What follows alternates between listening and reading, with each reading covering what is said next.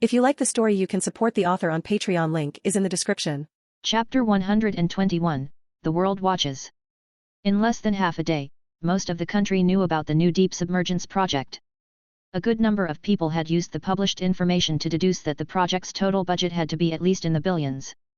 There are more than 200 participating organizations. The personnel costs alone have to be substantial. The mech itself is enormous, so the materials cost is a huge number on its own, never mind the money for building a base and all the engineering facilities. You can't exactly leave a thing that big standing out in the rain. So the whole project is going to run into the billions, no question. Compared to another deep submergence project, a research submersible called the Pioneer, the budget was higher by an unknowable multiple. When the Pioneer had originally been approved, its development budget had been only $180 million. Even adjusting for inflation, Crimson Typhoon's budget was many times larger. The gap between the two projects was enormous. 1. And that was without the public knowing the real budget figure. If they had, they'd only have been more shocked. Pouring this much money onto a 15-year-old and putting him in control of it, is that really wise? And it's just a deep submergence project. Is there any need to spend this much? The whole project looked so surreal that it was hard to blame the public for its lack of confidence. When they'd first seen Scrapper, they'd already thought a mech that size was enormous, and that building something bigger would be extremely difficult. Then they'd suddenly been told Scrapper was only a small mech, and now the plan was for one several times larger, a true heavy mech. And this heavy mech was supposed to be capable of operating in deep water at 7,000 meters. 7,000 meters underwater. What kind of concept was that? The Pioneer had been in development for years, and it had only managed to put a submersible less than 10 meters long down to depth. Now the plan was to put down a 250-foot mech of a completely irregular shape? And the project was being led by a 15-year-old. Even a prodigy. Those factors combined made confidence difficult. The public hadn't seen Crimson Typhoon's complete technical documentation. And even if they had, most of them wouldn't have understood any of it. The only thing most of them understood was the 25 letters of the keyboard that weren't the one in Boo. The waves online grew stronger and stronger, and the news quickly drifted across the ocean to the rest of the world. To be honest, the first reaction of foreign media was the same as the domestic public's: was this fake news? Some newspapers were still trying to verify the story with sources in the country when the tabloids had already rushed to publish it. Prodigy granted massive support, heads billion-dollar research project. Insane, within the next decade, a mech like this will exist. Is the future of mechs in the deep sea. 15 years old, and he's done what others couldn't do in a lifetime. Every kind of report filled people's screens in an instant. Within a few hours, the matter had become a global hot topic. The world's authoritative media outlets, after verification, reached the truthful conclusion and published the story themselves. With those outlets' endorsement, the public essentially confirmed it. This was real. Look at how that country values talent. Not even 15 and already chief designer of a billion-dollar project. Now look at our country. This kid had achievements at 15, and meanwhile the teenagers in our country are at 15 still figuring out how to cheat on exams. It's time for some reflection. 3. The teenagers you're describing only include boys. That's discrimination. Our education system is destroying our next generation. Our country will never produce a prodigy like this. Those people only look at your skin color and your family background.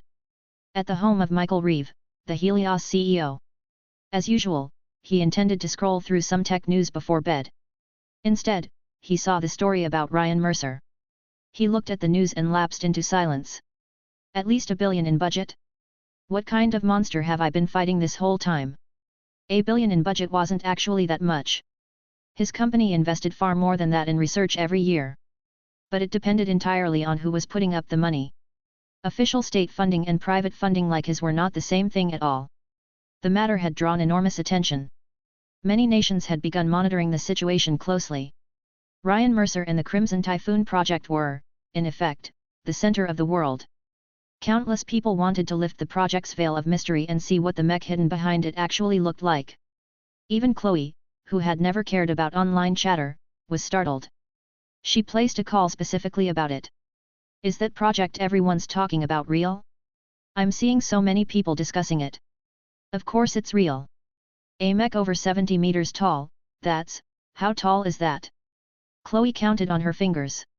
Figuring 3 meters per floor, she quickly arrived at her answer. The mech would be as tall as a 25-story building. How much is that going to cost? She marveled.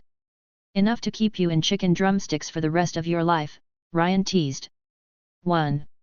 So this project's going to take a long time, right? Will you still be able to come home for the new year? If you want to see me, just come over in the summer. Will I still be allowed inside? Should be fine. The base's living area and work area will be separated by then. Ryan chatted with Chloe for a while.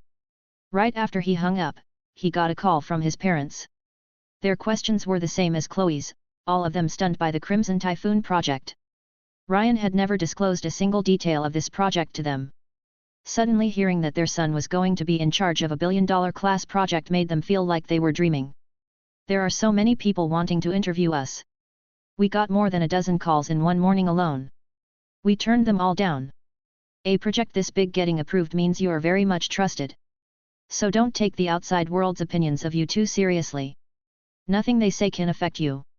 Just focus on your research. His parents' concern warmed him. Don't worry. I don't pay much attention to what's online, and there's no way they could affect me. It was true. Unless he was bored out of his mind, he didn't really read the online comments. The neural network algorithm he was researching was far more interesting than anything those people had to say.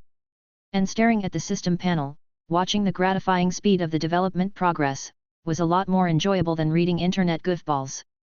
The system panel currently showed the development progress had advanced to 25%. It was like riding a rocket. The people online, when you got down to it, were just being harvested without realizing it. Drawing manga/comic in Marvel. Chapter 122, The Symposium. The next day, Ryan went looking for Patricia and ran into Kyle on the way. Kyle had obviously heard the news about the Crimson Typhoon project. He spotted Ryan's back from a distance and hurried over, 2 steps at a time. Ryan.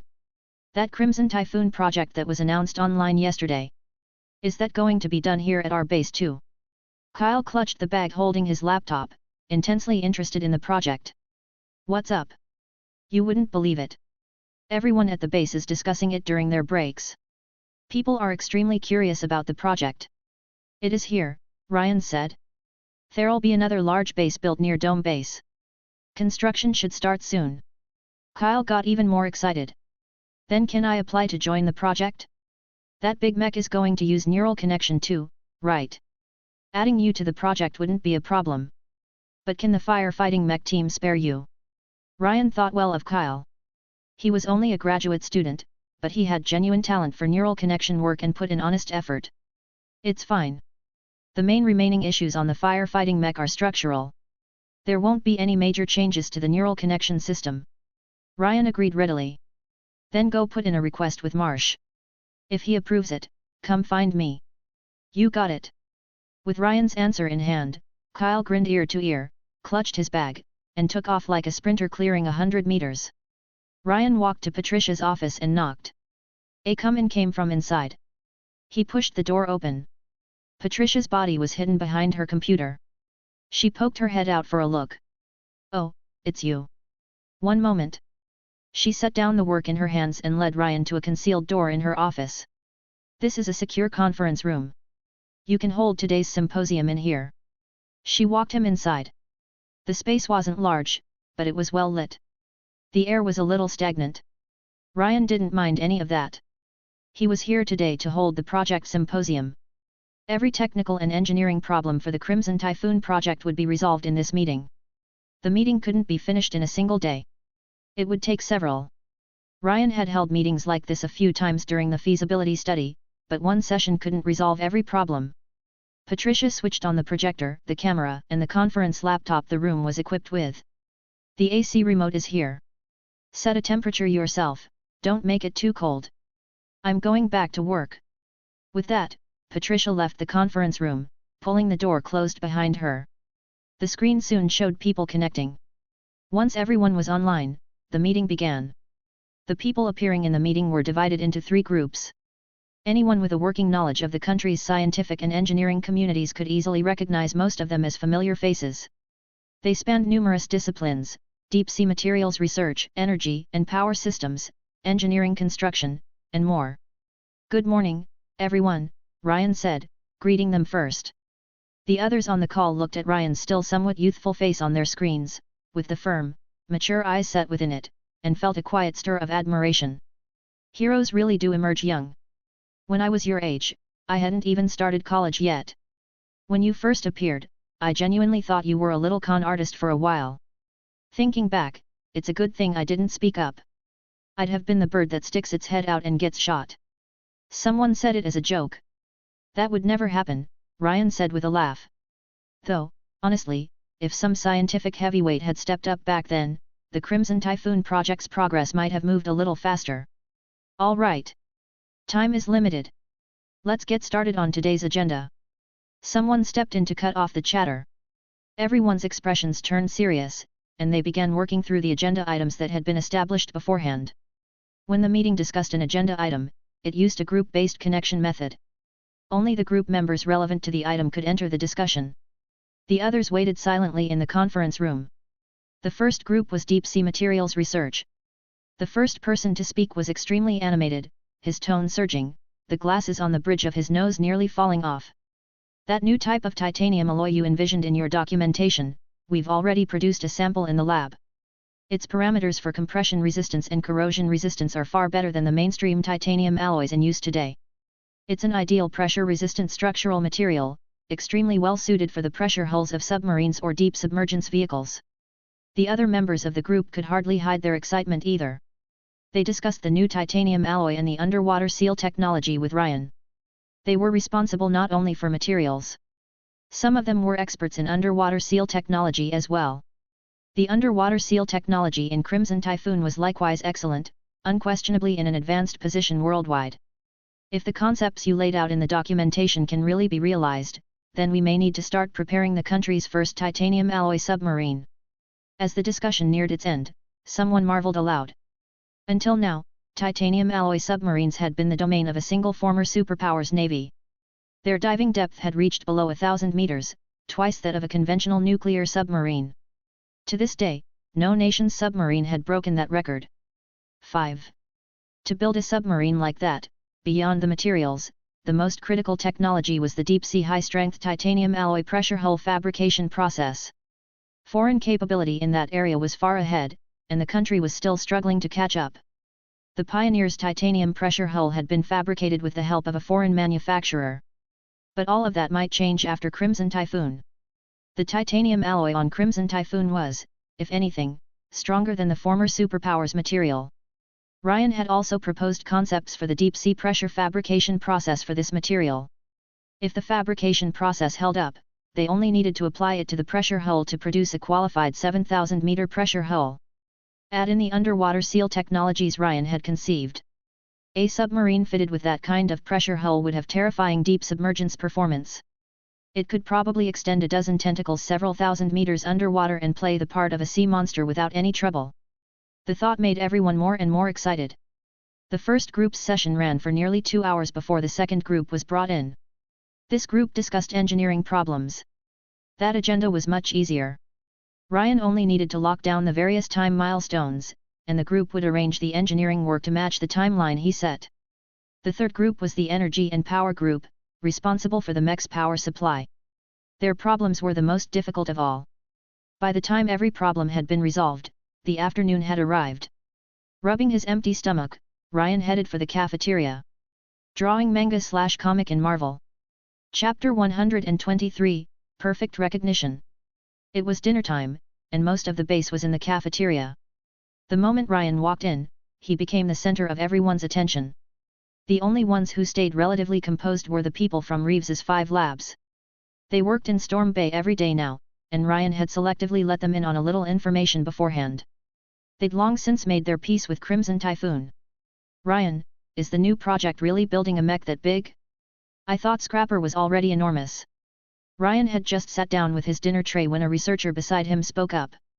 Others were seated along the long table, and they all pricked up their ears. They wanted the answer to that question too. Ryan glanced at them. Like Kyle, they were firefighting mech researchers, except this group handled the structural design side.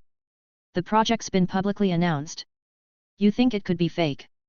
At Ryan's confirmation, everyone unconsciously stopped chewing. A mech that big? How do you even design the structure to satisfy balance and stability? The group considered it. Their firefighting mech alone had a structural design as tangled and complex as a knot. Scale a mech up tenfold, and how many researchers would they have to sacrifice to the gods to keep the thing from falling apart? Never mind that the big mech also had to satisfy a 7,000-meter deep submergence requirement.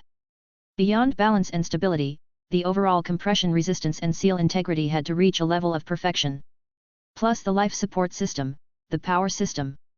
The thought made them even more curious about the big mech's true appearance. If it could actually be built, it would be an industrial marvel in the history of mankind. The longer they thought about it, the more they set down their chopsticks and drifted, unprompted, into discussing the structural design of a heavy mech. Some started sketching on the table with their fingers, simulating the mech's design. The occupational disease had clearly taken hold. Now and then they asked Ryan whether their conclusions were correct. 1. This was the everyday descent into obsession at the base. Watching the scene, Ryan rapidly shoveled the rice out of his bowl and decided to get away from these obsessed people. All they knew was research, all day. They were boarding an express flight to a mental breakdown. Back in his dorm, Ryan had just finished a shower when he remembered something. He'd filmed the storm arm during testing. Now that the Crimson Typhoon project was public, it was time to release the footage. The timing would maximize the heat. When he made a move, he moved like a seasoned blade. The craft of harvesting attention was use it or lose it. He couldn't afford to stop. He opened his social media account, pulled up the previously filmed video with practiced ease, and gave it another look. Nothing needed to be censored. The entire video contained nothing but a massive mechanical arm and its outer armor. No extraneous objects. Upload. Post. Then Ryan set the phone down, sat at his computer, and continued training the neural network, studying the artificial intelligence's base architecture along the way. The deep neural network algorithm the system provided was, in functional terms, considerably more powerful than other neural networks of the same class. In image recognition, it had already demonstrated astonishing efficiency and accuracy. Earlier, Ryan had randomly grabbed a sample of videos from TikTok and shown them to the system's neural network. Without any instructions, the network had taught itself to recognize all kinds of objects, the animals that appeared in the videos, the humans, the furniture, and so on. By now it could perfectly identify more than 20 kinds of animals commonly found online, whether in motion or static. By the latest results, the error rate had dropped to 0. Ryan had also tried manually cropping out the midsection from several cat photos. Faced with these deeply confusing images, the system's neural network still accurately identified the subject as the midsection of a cat, not a leopard or a tiger. Images like that, sometimes even a human couldn't identify. 1. Various large companies in the industry had run similar experiments, but this was still an astonishing result. The videos Ryan had shown the network numbered only around 100,000, and the ones featuring cats or other animals were even fewer. Which was to say, the system's neural network had performed only a minuscule amount of training and could already perfectly identify a given object. Other neural networks, to achieve anything close, needed to build an enormous database and an enormous network, then run at least hundreds of millions of training iterations. The images and videos people uploaded to cloud storage, and the major live streaming sites, all had a deep neural network hidden behind them, conducting scan-style learning, monitoring video feeds and comment streams in real time to flag violating content.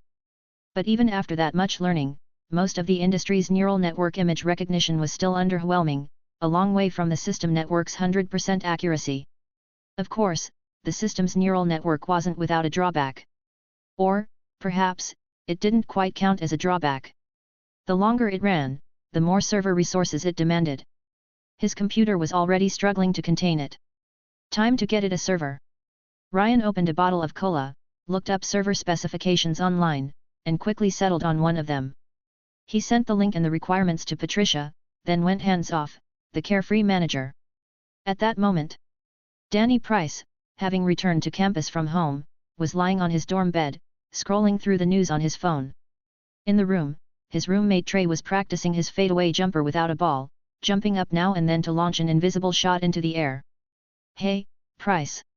You hear about that big mech thing lately?" Trey asked, taking a breather. Danny lifted his head and glanced at him. Of course I heard. I'm literally reading about it right now. Everybody online saying a mech that big can't be built. Got me second guessing it, honestly. You think a mech that size is even realistic?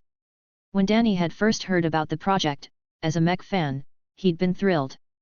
But the more he read the online chatter, the more he started to feel like maybe the project wasn't credible. He looked at all the formulas and theorems people were listing, pronouncing the project dead on paper. One person saying it was fine. But 100 people saying it carried some weight. Repeat a thing often enough and it starts to sound true. And it wasn't just domestic. It was the same everywhere. Plenty of foreign university professors had stepped up, calculating the difficulty of building a mech this large through various methods, and they all reached the same conclusion: nearly impossible. Trey started up the fadeaway motion again. Course it's not realistic. Use your head. How could anybody build a mech that big right now? But his words went a long time without a response from Danny. He stopped the jump shot and looked over, puzzled. Danny was staring at his phone, slack-jawed. Price? What are you looking at? Danny turned the phone around to show him the screen. Who said a big mech can't be built? Look at this.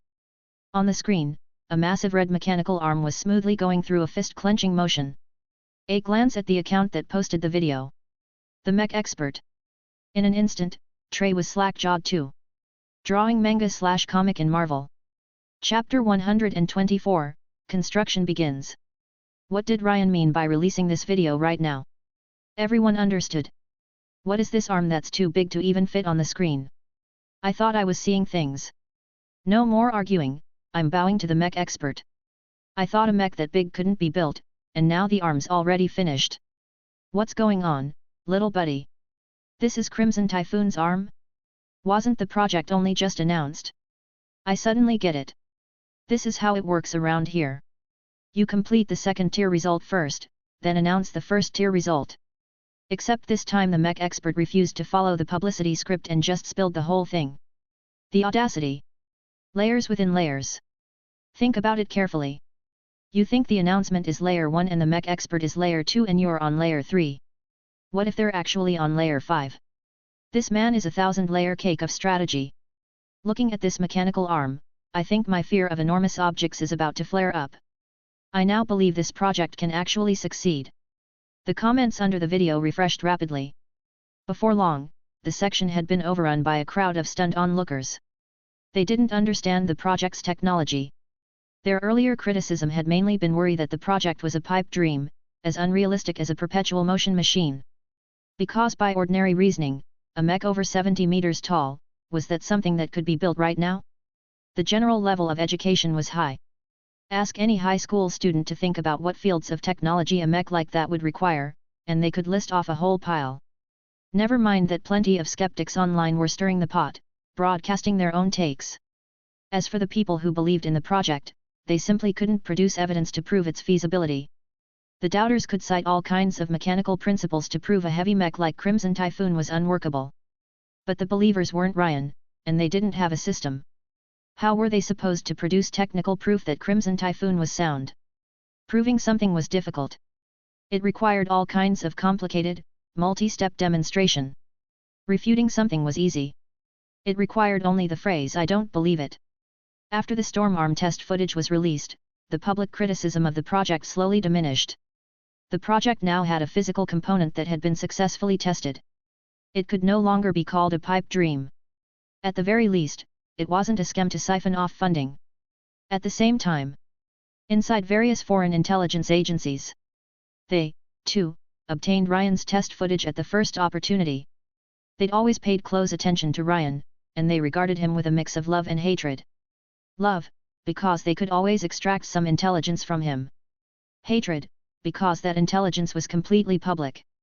After their superiors saw the public intelligence, they would demand that the agents obtain more, deeper intelligence. And yet, whether through hacking or on-the-ground field visits, they could hardly obtain a shred of valuable intelligence. They could only perform reading comprehension on the public material, and they were frequently blamed for it as a result. If it were possible, they would have preferred that Ryan stop releasing these damaging videos. The agents downloaded the released footage and watched it, and afterward the conference room was silent for a long time. The massive mechanical arm in the footage was genuinely awe-inspiring, full of power and an industrial heft. Ryan's filming technique was as terrible as ever. But when filming an object that large, sometimes simply getting it into the frame was enough. Though, admittedly, the cinematographers at the national broadcaster were rare geniuses who transcended even that limitation. Is their project really a deep submergence project? Someone asked. Someone immediately countered, how could it be? What deep submergence project needs a mech this big? This has to be a disguised military project. But the people present exchanged glances. A mech this big has no military value either.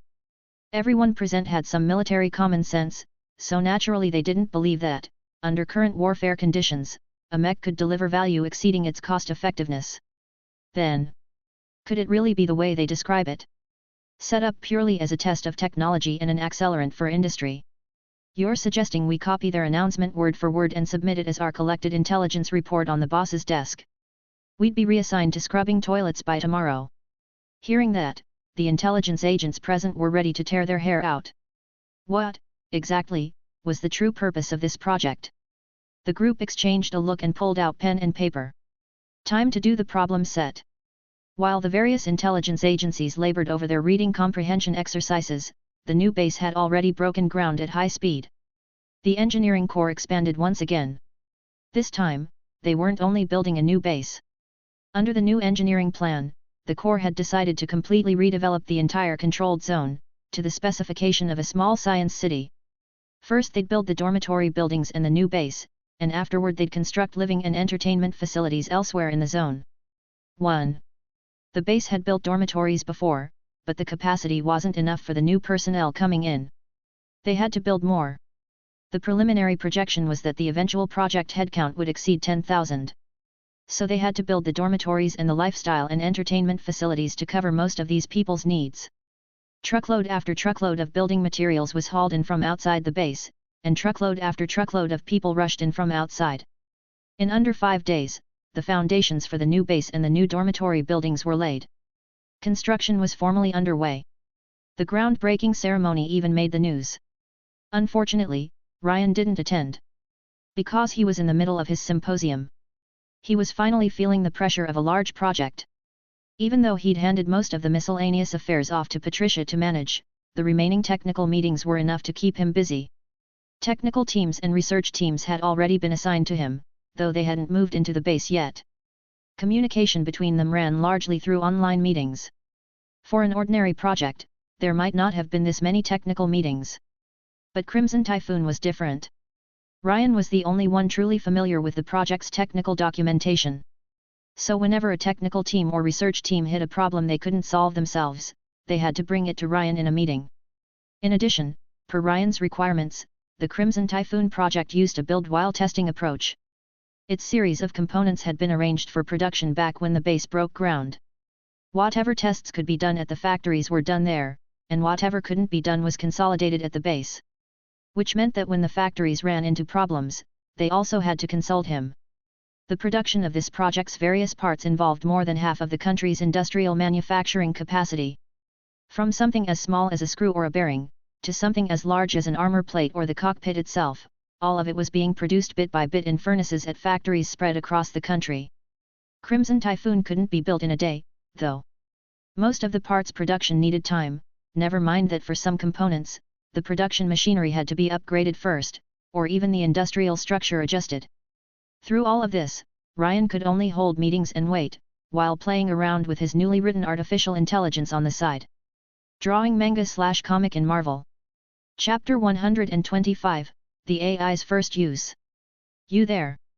Ryan was staring at his computer when Patricia's voice came through the door again. He hurried over and opened it. Patricia. Why are you here again? I have news for you. You didn't pick up your phone again. It's on silent. Couldn't someone else just relay an ordinary message? Who exactly would I trust to come into your dorm? Patricia said. Right now you can't afford to lose a single sheet of scratch paper out of here. Fair enough. Ryan didn't mind. Ever since the Crimson Typhoon project was announced, his dorm had indeed been under lockdown. What's the news? He sat back down at his computer and started clattering away at the keyboard, asking Patricia over his shoulder. She stood behind him. Leadership asked me to ask whether you are willing to do an interview. If you're up for it, we'll arrange a sit-down in a few days for use in the project's documentary. Sure. Ryan wasn't going to refuse that. Patricia sighed. For those 2 syllables, exactly as expected, she'd had to loop all the way around the new base's construction site to get here. 1. What are you researching lately?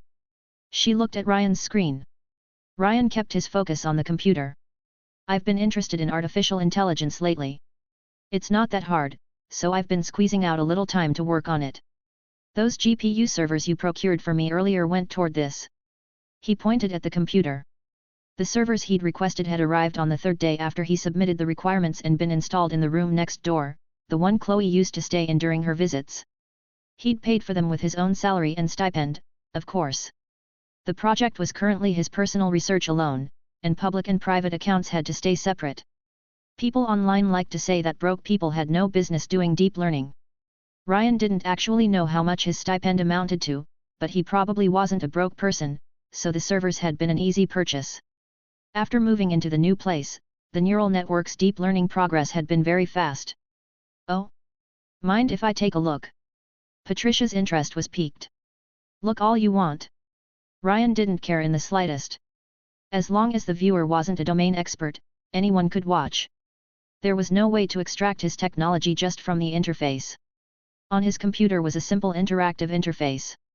An input box, with an upload icon beside it. Beneath the surface of the page, you could see lines of running program code streaming past at high speed, looking like the kind of effect that showed up constantly in sci-fi films. This was the artificial intelligence he'd been building in his spare time. He'd written it by hand over this period, on the foundation of the system's documentation, taking only the essential and usable parts of the material and discarding everything that wasn't useful for now. That was how he'd trimmed the code, which had originally been bloated to a degree he found intolerable, down to a range he could accept, after which he'd ground away for several more days to finish the thing. The earlier neural network had now been ported onto it. What can this thing do? If I talk to it, will it answer? Patricia looked at the extremely simple interface. She didn't know much about artificial intelligence and was genuinely curious, especially curious about an AI that Ryan had made. It won't. It's still in natural language training right now. Learning to respond will probably take a while longer. As for what it does, let me give you a demonstration. Ryan thought for a moment, then clicked the upload icon and uploaded a photo of a small dog walking beside a heart-shaped pool. Half a sun umbrella was visible at the edge of the pool. After uploading, he typed dog into the input box and pressed enter. A loading icon popped up. Before the spinner had completed even a single rotation, it vanished. Then, on the photo he'd just uploaded, the small dog walking along had been cleanly cut out. The cropped image of the dog, lifted from the high-resolution photo, had lost none of its image quality. It looked perfectly sharp. This was the primary function of the AI he'd created so far. Image extraction based on a deep neural network. Hey? That's what it does. Patricia was surprised. Unlike before, what surprised her wasn't the power of the AI's function, but, how should she put it, it looked a little low rent. The trouble was that Ryan had left too deep an impression on her before. Every move he made was era-defining technology, and now the AI he'd built had only this one function, which made for too jarring a contrast. Ahem. Ryan was, unusually, a little embarrassed. Don't read too much into it. This is only the very beginning. Crimson Typhoon can't be built in a day either. We need to give it some patience. And even as it is, its function is already quite powerful. Patricia caught herself and rushed to make amends. Now that I think about it more carefully, this function does have considerable uses. At the very least it'd be useful in graphic design. Is this your original creation? No. Similar applications already exist on the market, Ryan said, shaking his head. Patricia decided to stop talking for a while. Ryan was right. This application direction wasn't his original creation. Similar examples already existed online. You uploaded a photo, and with the help of an AI, you could extract an object's image from the photo, commonly called cutting out, or automatically erase the background and keep only the main subject. My AI does have a number of advantages over comparable applications on the market, though. As he spoke, Ryan deleted the extraction result and re-uploaded the dog photo. This time he changed the target. Umbrella. Enter. A second later, the sun umbrella at the edge of the heart-shaped pool, of which only half was visible, was immediately extracted. Like the previous result, the umbrella's image had not the slightest distortion. Even under strong light, there were no problems with ragged edges or missing or extraneous portions of the image. Patricia watched with full concentration. She seemed to be catching on to something. Ryan deleted the result and repeated the operation once more, except this time he typed pool. Unsurprisingly, the portion extracted this time was the pool. This time even Ryan was a little impressed. The dog and the umbrella he'd asked for earlier had obvious, distinct features. The pool was a different matter. First, the pool's shape was a heart, which, compared to an ordinary rectangular pool, made its features more hidden. Second, determining the pool's boundary was a problem of its own. Did the pool include its rim or not? If so, how far out should it extend? Especially with an irregularly shaped pool like this one. In this extraction, the entire heart-shaped pool's edge had been preserved beautifully. Compared against the original image, not a bit too much and not a bit too little. It didn't look the slightest bit off. Beside him, Patricia was likewise astonished to the extreme. Your AI's recognition can reach this level of precision. She wasn't familiar with artificial intelligence, but even she could infer the difference in difficulty between recognizing an object with a relatively fixed form and recognizing an object that was more of a concept. A dog and an umbrella obviously had relatively fixed forms. A pool was a word that leaned more toward a concept, without a fixed form. To recognize both of these, the difficulty involved was clearly on entirely different levels. Drawing manga/comic in Marvel. Chapter 126, The First Interview. This was as much as the artificial intelligence could do for now. Anything more was beyond it. Patricia left Ryan's dorm feeling that she still understood far too little about artificial intelligence. Maybe she'd have to carve out a little time to learn about the current state of AI development.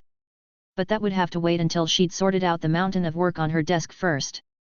And so, the interview she'd mentioned arrived soon enough. The reporter who came to conduct it was Eric Donovan, who had attended the Triton 1 launch. They were driven in from outside and dropped off at the old radar station. The moment they entered, they saw Dome Base. There's already a base here.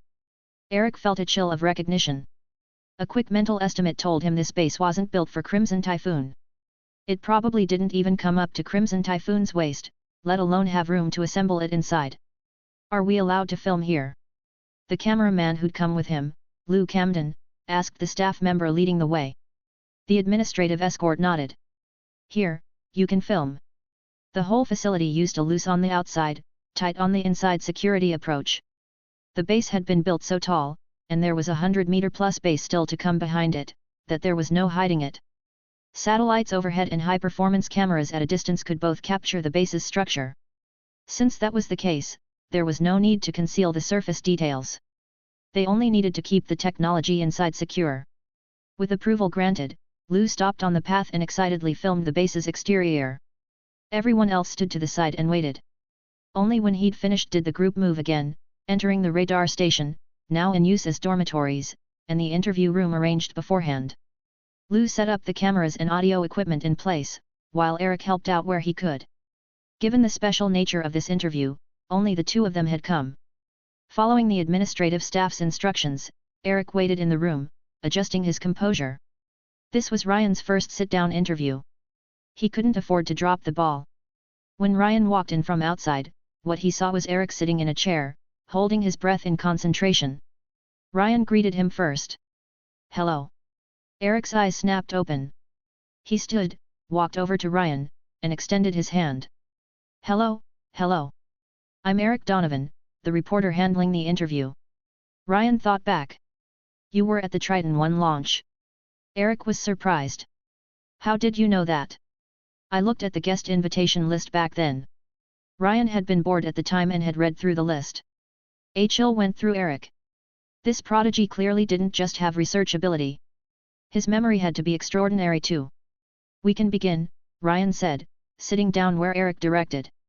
For the interview, the room had been redecorated to look like a study, surrounded by books and a fair number of scrapper posters. Eric looked toward Lou. The cameraman flashed an OK sign. He'd set up all the cameras himself. As long as the two of them stayed seated and talked, the filming would go smoothly. Eric understood. He turned back to Ryan and began his questions, his expression serious. We all know you invented the world's first mech, Scrapper, which stands 12 meters tall. The mech you're now preparing to build is 76 meters, more than 6 times its height, and the gap in weight is even larger. A leap of this magnitude has left a lot of the public lacking confidence. Do you have sufficient confidence in it? Of course I do. Ryan had been exercising lately and his energy was consistently good. A simple, light nod was enough to put his confidence fully on display. While Crimson Typhoon, the mech we're about to build, isn't in the same weight class as Scrapper, this project has powerful industrial strength behind it. The construction won't be much of a problem. The country's industrial manufacturing capability had a few weak points, but those weak points didn't negate its strength. And in terms of the mech's design, are you confident? Ryan glanced at him with a touch of surprise. The design obviously won't be a problem. Crimson Typhoon's arm has already been built. You saw it, didn't you? Looking at Ryan's expression, Eric suddenly felt he was being regarded as an idiot. So he quickly skipped that question and moved to the next one on the prepared script. For a heavy mech like Crimson Typhoon, the public's biggest concern, aside from whether it can be built, is whether something this large and heavy can really be used for deep-sea exploration. We've actually said this before. Its main purposes are twofold. Ryan held up 2 fingers. To test the various technologies it incorporates and to conduct a review of the country's industrial system, which makes it easier to make targeted adjustments later. And to seek new directions for deep-sea exploration. It can carry a large quantity of measurement equipment, and it can provide researchers with a more comfortable working environment and experience. Ryan then proceeded, as though writing a school essay, to give the public a primer on the importance of deep-sea exploration. The deep sea holds abundant resources. Building a large mech that can carry more and richer equipment will help us survey and extract higher quality oil, gas, and mineral resources. That passage wasn't his own. It was entirely what Patricia's side had told him to recite. As for why he had to say it, presumably it was because the country had been making some fairly large moves in the oil market lately. At the end, he even cracked a joke. And to take 10,000 steps back, even if it's ultimately proven unsuitable for deep-sea exploration, it can have other uses. Maybe one day a wormhole gets opened at the bottom of the Pacific, and aliens send a bunch of enormous monsters, the kind whose blood severely poisons the environment when they die, to invade Earth. 1. In that case, maybe we'll need a heavy mech to go up against them, fight the monsters with an iron fist, and beat them until they die of internal bleeding. Ryan laughed as he said it. Beside them, Eric didn't know whether to laugh or cry. He hadn't expected Ryan to improvise a stretch of nonsense like that on the spot. He shook his head and asked some other questions. After getting his answers, near the end of the interview, he brought up some gossip the public was more interested in. We all know that in last year's National College Entrance Examination, you achieved an unprecedented score of 749. Everyone is very curious. Which subject, exactly, did you lose that single point on, missing what would have been the first perfect score in the country's history? Ryan was about to answer when Eric stopped him. Let me guess first. Was it English? Everyone present looked over. They clearly thought the same thing. A genius like Ryan, the single point he'd lose would surely be in the subjective essay writing of a language arts exam. Ryan shook his head and gave the answer. It was Spanish, actually. Drawing manga/comic in Marvel. Chapter 127, Artificial Idiocy. The interview wrapped up successfully, amid Eric's faintly awkward mood. The two of them were escorted out of the radar station, while Ryan walked slowly back to his dorm. Back in his room, he held a video conference with Mason's team. Those people had received a large bonus before the new year. Every single person at the research center had gotten a bonus of at least $150,000, and with their regular salaries on top, even the lowest earner among them cleared $300,000 for the year. They'd gone home happily with their money, and after the holiday they'd come back happily to work at the Prosthetics Research Center. A few of their juniors who'd worked on the myoelectric prosthetic research with them were still finishing their degrees in college. When those students heard about this year's income, they were consumed with envy and regret, cursing themselves for not having started school a year or two earlier. On the video call, Mason's team first congratulated Ryan on becoming Crimson Typhoon's chief designer, then launched into their work report. After the Triton 1 launch, they'd already split off a portion of their personnel to research lower limb prosthetic structures. The progress was reasonably good. Lower limb prosthetics can roughly be divided into above knee and below knee. What we're currently researching is the above knee prosthetic, Mason said.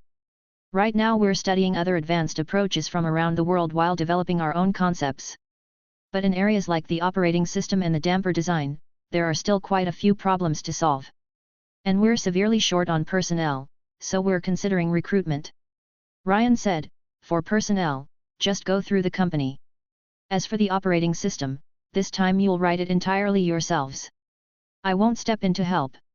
The damper design, though, you can leave to me. Mason naturally wasn't going to refuse. Understood. We'll keep working hard on the operating system. As he spoke, he glanced at the colleagues responsible for writing the operating system. They made a fists up let's go gesture in response. If Ryan had to solve every problem for them, weren't they just collecting salaries and bonuses for nothing?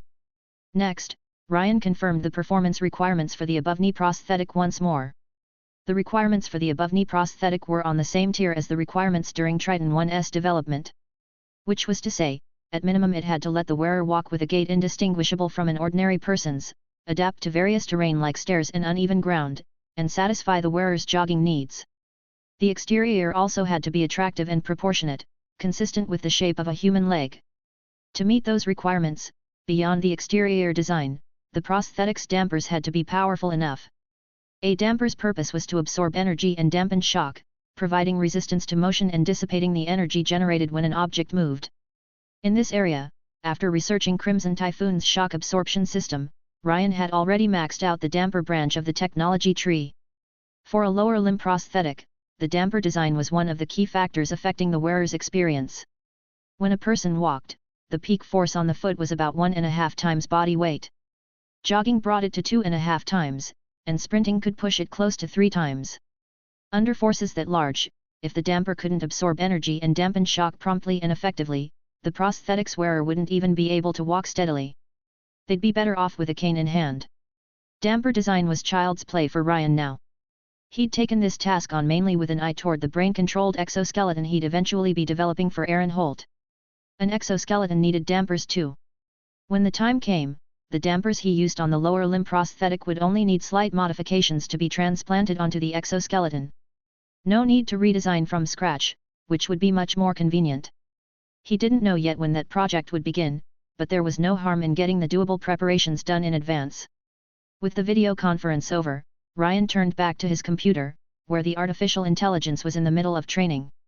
This AI, beyond using its algorithm for image learning, was also undergoing natural language training.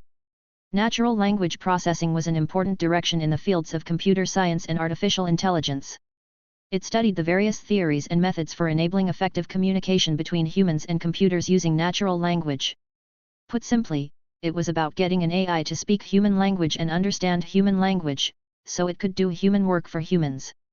The page on the computer was still the simple interface Patricia had seen, but the upload icon beside the search box was gone. Hello. Ryan typed it into the search box and pressed enter to send. The page instantly expanded into a chat interface. Hello, the artificial intelligence replied. Ryan rubbed his chin and quickly tapped out a sentence on the keyboard.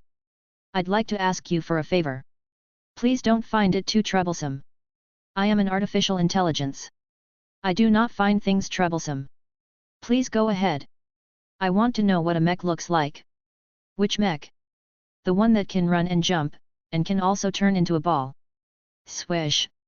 The AI uploaded 3 images to the chat interface. The first was an athlete. The second was a ball. The third was a mech from an animated work, slightly bent at the knees with its arms loosely cupped, as though holding something. Ryan covered his face and rapidly hammered the keyboard again. Not like that. I mean a mech that combines all 3 of those conditions. Swish. In less than a second, the images on the screen changed. In the new image, there were the athlete, the ball, and the mech all at once. But it was obviously the relevant images from the first answer's 3 pictures, extracted and then assembled together into a new picture. No. The 3 conditions I gave are a single whole. They aren't separate. Ryan propped his chin on both hands and waited for the AI's response. Soon, a new reply appeared. Ryan took one look at it and nearly passed out. In the new image, the same extracted figures from the 3 earlier pictures were still there, except their positions had changed again. The ball had been placed in the mech's hands, so it looked like the mech was holding a basketball. And the athlete had been placed inside the mech's cockpit. Not simply dropped into that position either. The AI had even performed a layering operation, putting the athlete's layer beneath the cockpit glass. That way, the athlete looked like it had been sitting in the cockpit all along. The 3 of them had genuinely become a single whole. And, looking at this image, Ryan inexplicably felt as though a song from his previous life had started playing in his head. 2. He shook his head and threw the stray thoughts out of his mind. He sighed. This artificial idiot. No. The AI looked a little idiotic right now, but the effect of the natural language training was very obvious. Its interpretation of the instruction was wrong, but its potential was enormous. And this kind of error could be corrected through training. To fulfill the request just now, it had even employed its image processing module to perform image synthesis. This was an AI with genuine capacity for action and a degree of creativity. Ryan could already foresee the scene once its natural language processing training was complete and its other functional modules were loaded. By then, it could serve as a search engine, as a personal assistant. It could even work as a photo editing tool without any trouble. Graphic designers of the future might only need to sit at their computers and state their requirements, and the AI would make the edits. Though, if it reached that level, the graphic design profession probably wouldn't need to exist anymore. Drawing manga/comic in Marvel.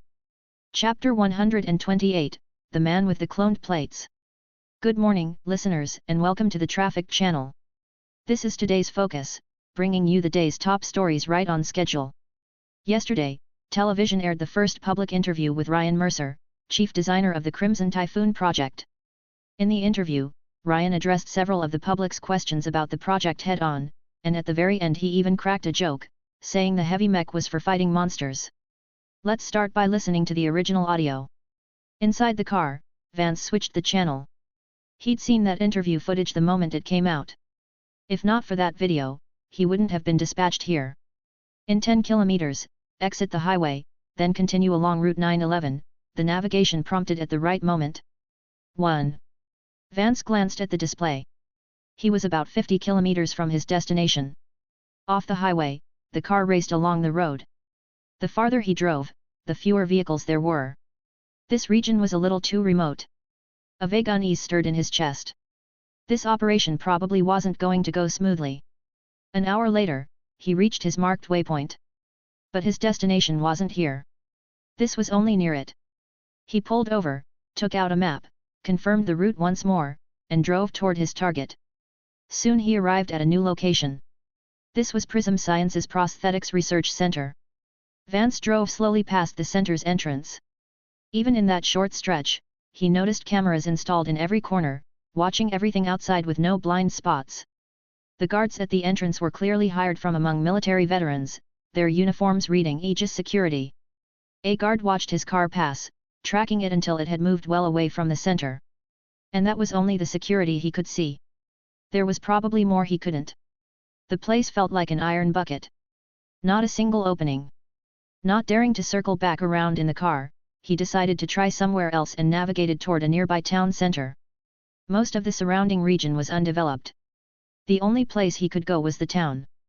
But the closer the car got to the town, the more his unease welled up. When the car finally reached the seaside town, that unease peaked. In a town whose population had been bleeding away for years, an unfamiliar face without of-region plates stuck out badly. In the eyes of anyone paying attention, he was a spotlight in the dark. He'd prepared for this, but he still wasn't used to the feeling. If he'd had any other choice, he absolutely wouldn't have come. He parked on an empty street, pulled out a mask and put it on, and casually bought a few pounds of oranges from a roadside stall. Then, beneath the mask, his expression suddenly shifted. Even this town at the edge of the controlled zone had cameras packed into every inconspicuous corner of its streets. Someone else might have marveled that the national surveillance grid had been laid down even in a small town like this. But Vance wasn't someone else. He quickly caught a whiff of something off in the concealed way the cameras had been installed, and decided not to linger. He walked briskly back toward the street where he'd parked. But the moment he stepped into the alley, he saw a traffic officer standing beside his car, head down, apparently writing a ticket. "This your car?" the officer suddenly said, looking up. These are cloned plates. Before he could react, several people materialized behind him and pinned him down. Ryan had no idea how many drivers with cloned plates the town's traffic police had caught lately, and there was no reason he'd care. He'd been getting busier and busier recently, and someone on the project had even been transferred away. Dr. Cross has been transferred out. Ryan only heard about it that day when he went to the drift lab. Reeves said, his research direction in the sync field was different from ours, so he was transferred a while back. Research direction. Ryan thought about it. Cross's research direction in the sync field had been memory acquisition, if he remembered right. He shook his head. The transfer was a good thing. Cross's direction was too far from the projects. Leaving the drift lab, Ryan headed to Patricia's office and held a meeting in the secure conference room. The meeting was primarily about the design of the mech transport platform. There were no jump hawk helicopters like the ones in the film, able to airlift a mech straight out of the base. And a 1,700-ton mech couldn't simply walk out of the base on its own, because every time it went out, the base's ground would have to be repaired. The logistics and maintenance crews would lose their minds sooner or later. So Ryan had recalled the mech transport platform from the film in his previous life, similar to the mobile launch platform used for space rocket launches. After he'd submitted the idea, a response came back quickly. The country's largest mobile rocket launch platform had an effective static load capacity of around 1,000 tons. It couldn't bear Crimson Typhoon's weight. But while the thing didn't exist yet, it could be modified based on existing technology and reserves. Perhaps the transport platform's technology could later be applied back to space launches. This meeting was a kickoff, to let the engineering design team understand the functions the transport platform needed so they could design it accordingly. For this transport platform, the function I have in mind is that it can lock with the mech's feet, providing a degree of fixation. And its transport track needs to run straight to the seaside, a distance of about 300 meters, Ryan said into the meeting's camera. Only the fixation function? Nothing else. The engineering design team on the other end of the video asked for confirmation. Ryan said firmly, correct. Only the fixation function. Then will the mech sway when it moves? It won't. When the mech deploys, there'll be a pilot on board controlling it. Understood. Then the next question. By the time the transport platform design meeting ended, it was 6 p.m. Dinner time again. Eating his meal, Ryan opened his phone and found the news in his feed rather interesting. Recently, several foreign survey companies have announced expeditions to the Pacific to conduct seabed exploration. Some of the companies have stated that they've secured substantial defense funding. This expedition is not in search of treasure. It is purely to understand the geological changes that have occurred on the Pacific seabed in recent years, a seabed geological and geomorphological survey. The news left Ryan torn between laughter and exasperation. That day, he'd just cracked a casual joke in the interview. No one at home had taken it seriously. Who could have guessed that once it spread to the foreign internet, plenty of his more fanatical fans had taken it for real. For a while, Ryan's theory that alien monsters were hidden beneath the Pacific seabed became the hottest piece of gossip. Mech fans and alien enthusiasts achieved a dream collaboration in the comments under the news. And the various agencies guessing at Crimson Typhoon's true purpose were half convinced too. They quietly allocated funding to their own domestic seabed survey companies and teams, sending them down to dig around and see whether there really was any trace of something on the seabed. 2.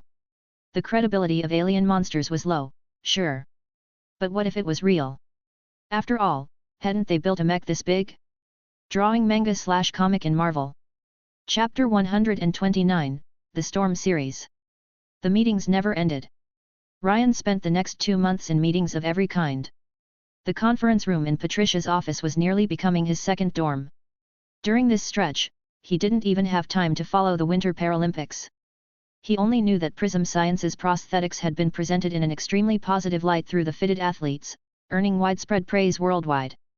After all, they were helping a vulnerable group, and the prosthetics didn't contain any hidden chips. That kind of thing was hard to smear. Prism Sciences ran its media outreach in parallel, and the public reception was essentially one-sided in their favor. But the meetings over this period weren't held for nothing. While the new base was under construction, with site conditions not yet permitting technical and research personnel to move in, Ryan resolved a great many problems through the meetings. For instance, drawing up a plan for future deep-sea exploration. Since the project was officially a deep-sea exploration project, it naturally needed a detailed deep-sea exploration plan.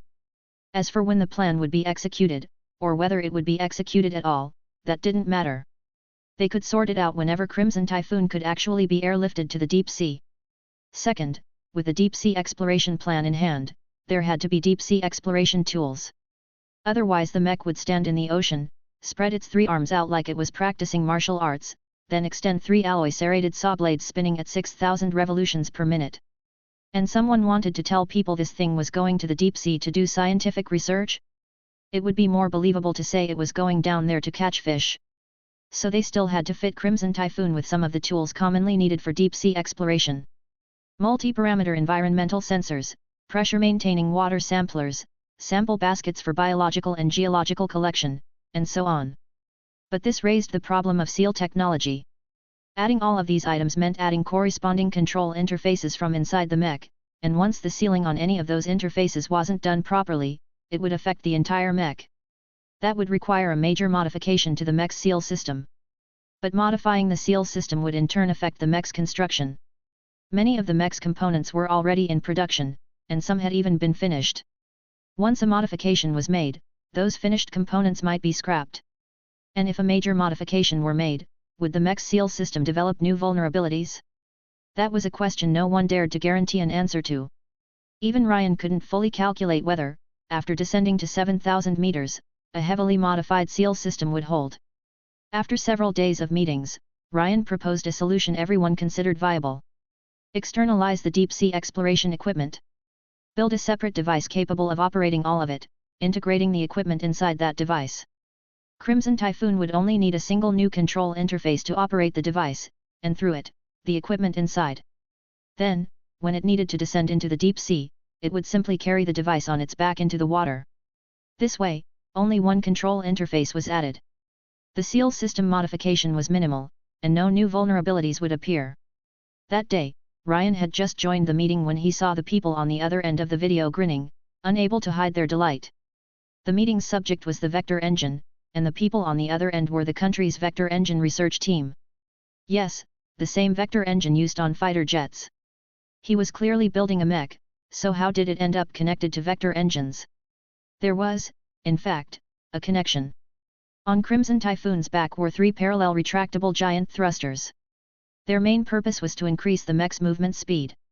When using a slashing combat maneuver, for example, controlling the jets of the different thrusters provided the mech with additional acceleration for its swings and turns. Beyond that, on land, the 3 thrusters could also accelerate the mech's running speed, and could even provide the mech with extra lift, allowing it to jump higher. These 3 enormously useful thrusters were, in fact, 3 giant vector engines, engines whose nozzles could deflect in different directions to produce thrust in different directions. And these were 3 three-dimensional vector engines. Compared to 2-dimensional vector engines, which could only deflect up and down, the nozzles of 3-dimensional vector engines could deflect in multiple directions, up, down, left, and right. Once extended, their nozzle diameter reached 5 meters, a height nearly equal to the overall height of some aircraft. The size was genuinely terrifying.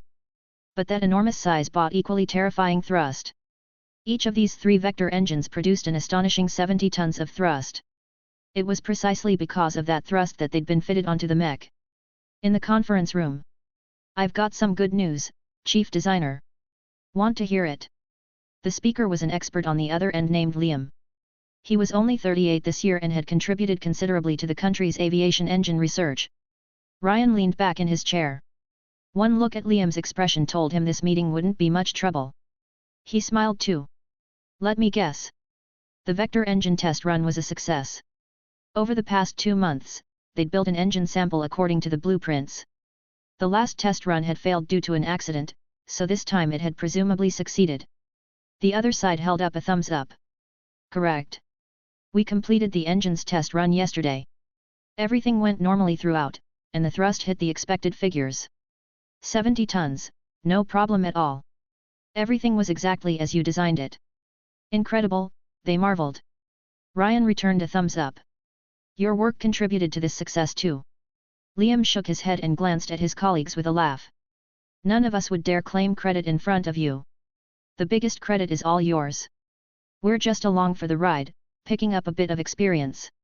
Anyway, enough about that. Have you given any thought to naming this vector engine? Naming it? Ryan blinked. He genuinely hadn't considered it. Sure, Liam said. An engine this big, and you don't even give it a name? It might keep getting developed in the future, growing into an entire engine series. Liam projected a photo of the engine test run onto the meeting. On the test platform, an enormous engine spewed a scorching yellow exhaust plume backward, the distortion in the air clearly visible. Looking at the photo, Liam was moved by it too. The engine's thrust was, without question, off the charts. But its drawback was equally obvious. Its current size was too large. To actually fit it onto an aircraft, you'd either have to shrink the engine or enlarge the aircraft. All of that would have to wait for future research and refinement. There was no rushing it now. Ryan thought it over and decided Liam had a point. Since it's the engine on Crimson Typhoon, then it'll be called Storm. And the engine series developed from it down the line will be called the Storm series. Drawing manga/comic in Marvel. Chapter 130, What does firefighting have to do with a mech? Looking out toward the sea from the base now, you could see the new base under construction. Its shape resembled an upside-down water cup. Around it lay a scene of frenetic activity. A fully mechanized engineering corps operated machine after machine, working like ants on the move. Components like steel columns were delivered up to the new base one after another, ceaselessly, then rapidly installed onto the base's main structure by the workers. Over the past 2 months, the engineering corps had run large crews in alternating day and night shifts. The machines stopped to rest only once every few days. As a result, the new base's progress was astonishingly fast, hardly slower than Dome Base had been originally. And Dome Base was far smaller than the new base. Looking in other directions, construction sites filled the view. These were the sites for the dormitory buildings and various support facilities, and their progress was equally quick. Quite a few buildings had already been completed and were airing out. This was all the engineering corps doing. Ryan had never asked how many people the corps had, but he estimated at least 20 or 30,000. Thanks to all of this, the move-in of the research and technical teams had been put on the schedule. Heading down to the base's ground floor, Ryan hadn't gone far before he heard a round of cheering. It came from the firefighting mech's bay. What's going on? Ryan curiously used his clearance to open the bay door, and his attention was immediately drawn to the mech inside. The mech's 4 legs were spread apart like a spider's. Its upper body had 2 enormous mechanical arms that, like a gibbon's, nearly hung to the floor. In the middle of the mech's 4 thighs, a massive cylindrical support column ran straight from the upper body down to the ground, easing the load on the 4 spider legs. 1. The support column was at least a meter in diameter. On all 4 sides of the column, 4 neat rows of hooks protruded, with metal rungs mounted on them, forming 4 ladders that could carry 4 people up or down at once. The mech's upper body had a new special adjustable size interface added to its back, presumably for mounting the water hose Ryan had mentioned last time. So this is the firefighting mech after your modifications? Ryan asked. Take a look. What do you think? Marsh walked over with a smile. This mech now has the firefighting system installed. It's a true prototype, ready for fire suppression testing. The other researchers and professors looked over too, wanting to hear Ryan's assessment. Ryan only now noticed that the mech's exterior had a new black coating, and the fireproof layer's installation was complete. What was exposed on the surface was no longer alloy. He offered his suggestion. From the outside I don't see any problems. How about we take the mech for a walk? Marsh laughed. Same as what I was thinking. The pilot's already on the way. This time it shouldn't drop the ball like last time. Then let's go into the cockpit and have a look first. Sure. Marsh walked to the support column at the base of the mech and, without a word, started climbing. Ryan went to one of the other ladders and climbed up. The other researchers climbed up in turn. Some of the professors were old and didn't have the strength, so after Marsh got up, he pressed a button inside the mech, and a lift device descended from the cockpit. Marsh explained, this is something we designed for fire scene rescue. It's a 2x1 rectangle, big enough for at least 4 or 5 people. Even sending someone up lying down is no problem. Ryan nodded. That was genuinely useful. The lift carried the rest of the group up in a few trips. The cockpit was sizable. The experience inside was far better than Scrapper's. This mech's functional structure was simple, and the design had been optimized, with every effort made to lay out the various equipment optimally. As a result, the space left for the cockpit was considerably larger than Scrapper's, and the cockpit's structural layout was equally well considered. 3 sides were transparent windows, giving excellent visibility. On the wall behind, there were 9 mounted seats and 3 miniature restraint beds. Those were for carrying other firefighters and fire scene rescue targets. Ryan offered his own praise. This layout design is great. Even better than Scrapper's. The other professors only smiled. Someone said, not quite. Scrapper's structural design can transform into a sphere. This mech can't turn into a ball no matter what. Marsh nodded in agreement beside him. He knew much of Scrapper's structural layout was designed around its transformation, while this firefighting mech had no such requirement. It only needed to be reliable and practical. The 2 mechs had different design requirements. There was no comparing them at all. While everyone was still in the cockpit, the pilot arrived. Same as last time, the one who came was the eldest of the Sullivan triplets. He was the person most familiar with this firefighting mech. The test site is ready. Pilot the mech and follow me over, Marsh said after the eldest Sullivan boarded, guiding him out of the mech bay. Ryan had wanted to sit in one of the cockpit's mounted seats and experience the mech from a first-person perspective. But Marsh and the others, citing safety, hauled him back down. Thump. The mech bay door continued to open. The eldest Sullivan took a step forward, testing the mech's gate. Compared to last time, the operating experience this time was much better. The pilot's seat used a special shock-absorbing design, ensuring the pilot's stability. The firefighting mech slowly walked out of the bay, and the enormous noise quickly drew the attention of others. People on the base's upper levels stuck their heads out. Is that the new mech? It looks a little different. I heard it's a firefighting mech. I will always love Scrapper, some people even shouted with passion. Young faces crowded behind the windows, some with drinks and snacks in hand, clearly settling in to watch the show. The leadership in the various labs had no intention of stopping them. Letting these young people relieve a little stress was a good thing. The test site was on an open stretch of ground not far away. It was piled with the soil excavated from the foundations of the base and other buildings, forming irregularly shaped little hills. Beside it were 3 fire trucks, all requisitioned from nearby. The 3 firefighters who'd driven them over were currently staring slack-jawed at the firefighting mech slowly walking toward them. Boom! Each time the mech's foot came down on the soil, it was as stirring as a war drum. What is that thing? A mech. They exchanged glances. Hadn't their superiors told them to come here to assist with a fire suppression test? Why had a mech suddenly come out? The enormous mech slowly stopped in front of the 3 firefighters, who still hadn't recovered from their shock. It wasn't until someone walked over and reminded them to bring out the hose they'd modified on the fire trucks earlier that they remembered the task they'd come here for. Wait, no. What did firefighting have to do with a mech? Drawing manga/comic in Marvel. Chapter 131, It actually does.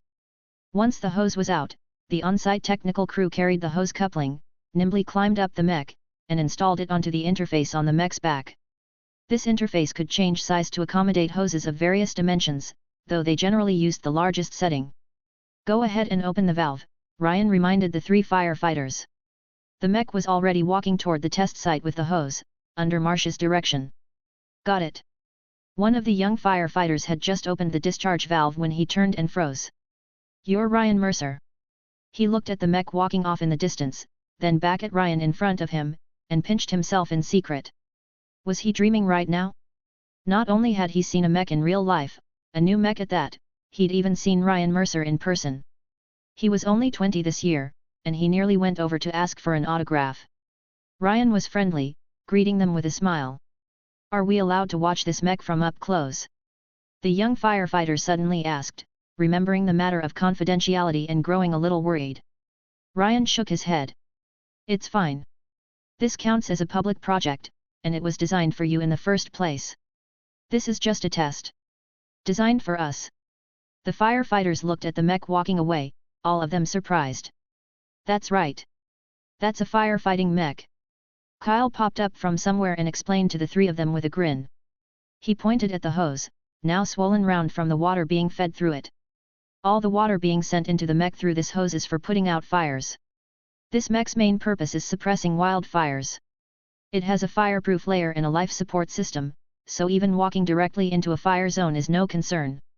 The three firefighters looked at the enormous mech and all understood Kyle's meaning at once.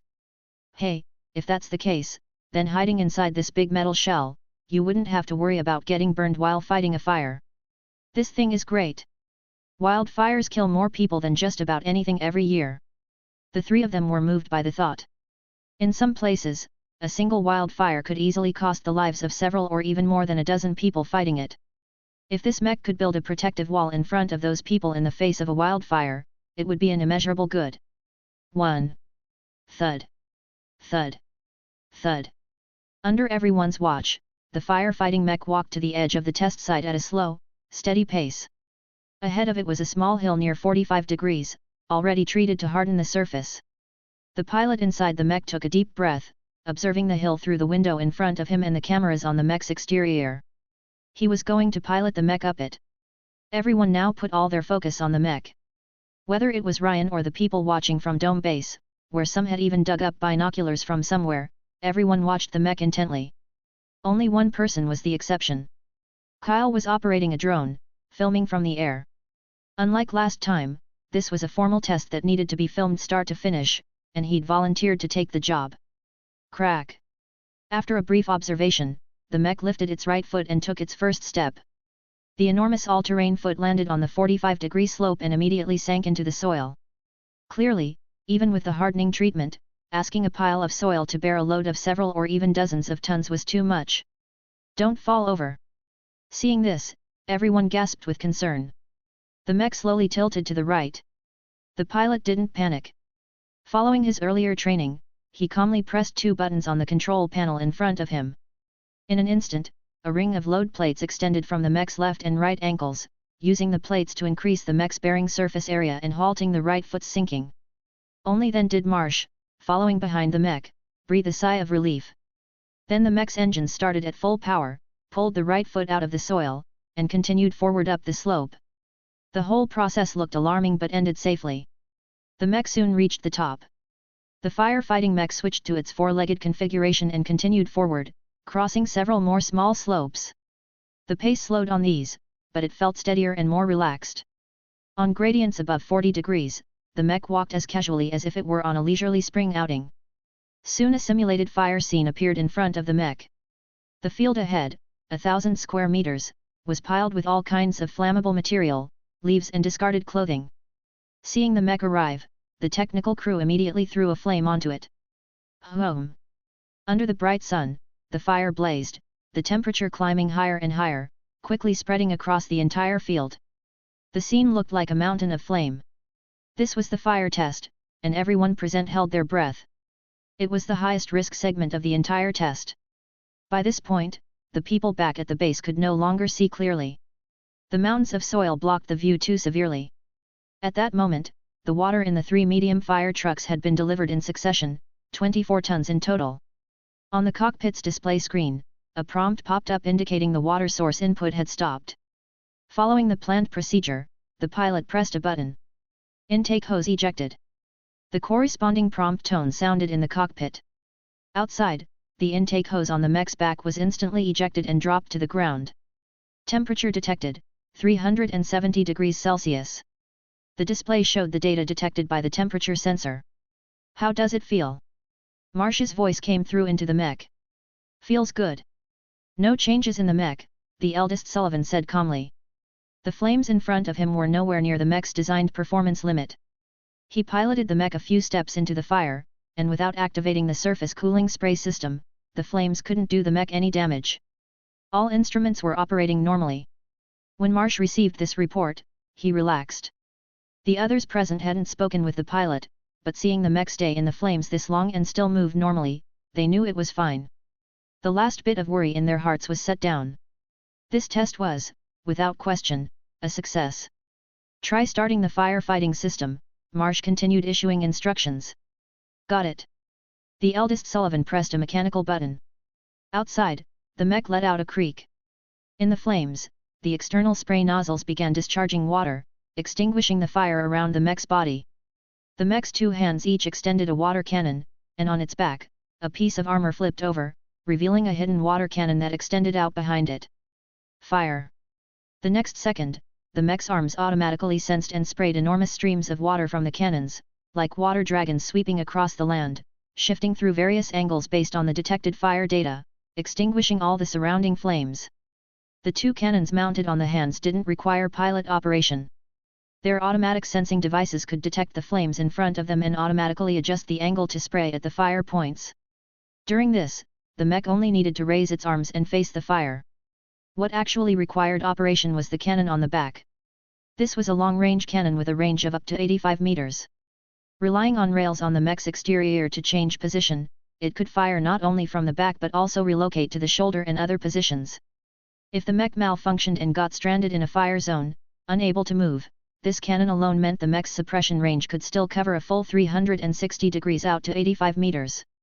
The three cannons fired together, and the fire scene was like a sudden downpour. The flames, originally surging, were rapidly beaten down under the impact of the water streams. The mech chased the fire points, walking through the scene, and wherever it went, the downpour went too. In under 3 minutes, not a single flame remained on the field. Drifting steam spread out from the fire scene, bringing a welcome coolness to the spectators beside it. This water output capability is incredible. The three firefighters were astonished at the mech's abilities. After this round of water streams, the simulated fire scene was left as nothing but a stretch of mud. The scene looked like a flooded land. Ryan smiled, gratified, off to the side. This was the firefighting mech's power. Equipment that human labor couldn't carry to a fire scene could now be transported up by the mech. Equipment that human bodies couldn't withstand could now be operated by the mech. The recoil of equipment like a water cannon was completely unbearable for a human, but for a mech it was child's play. Switch to a bigger water cannon, and you could extinguish a bigger fire. Caliber is justice. No matter where you were, that was the truth. Drawing manga/comic in Marvel. Chapter 132, The Chief Designer 1.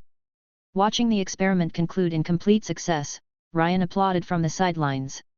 This mech is already a real success. He walked toward Marsh, full of praise.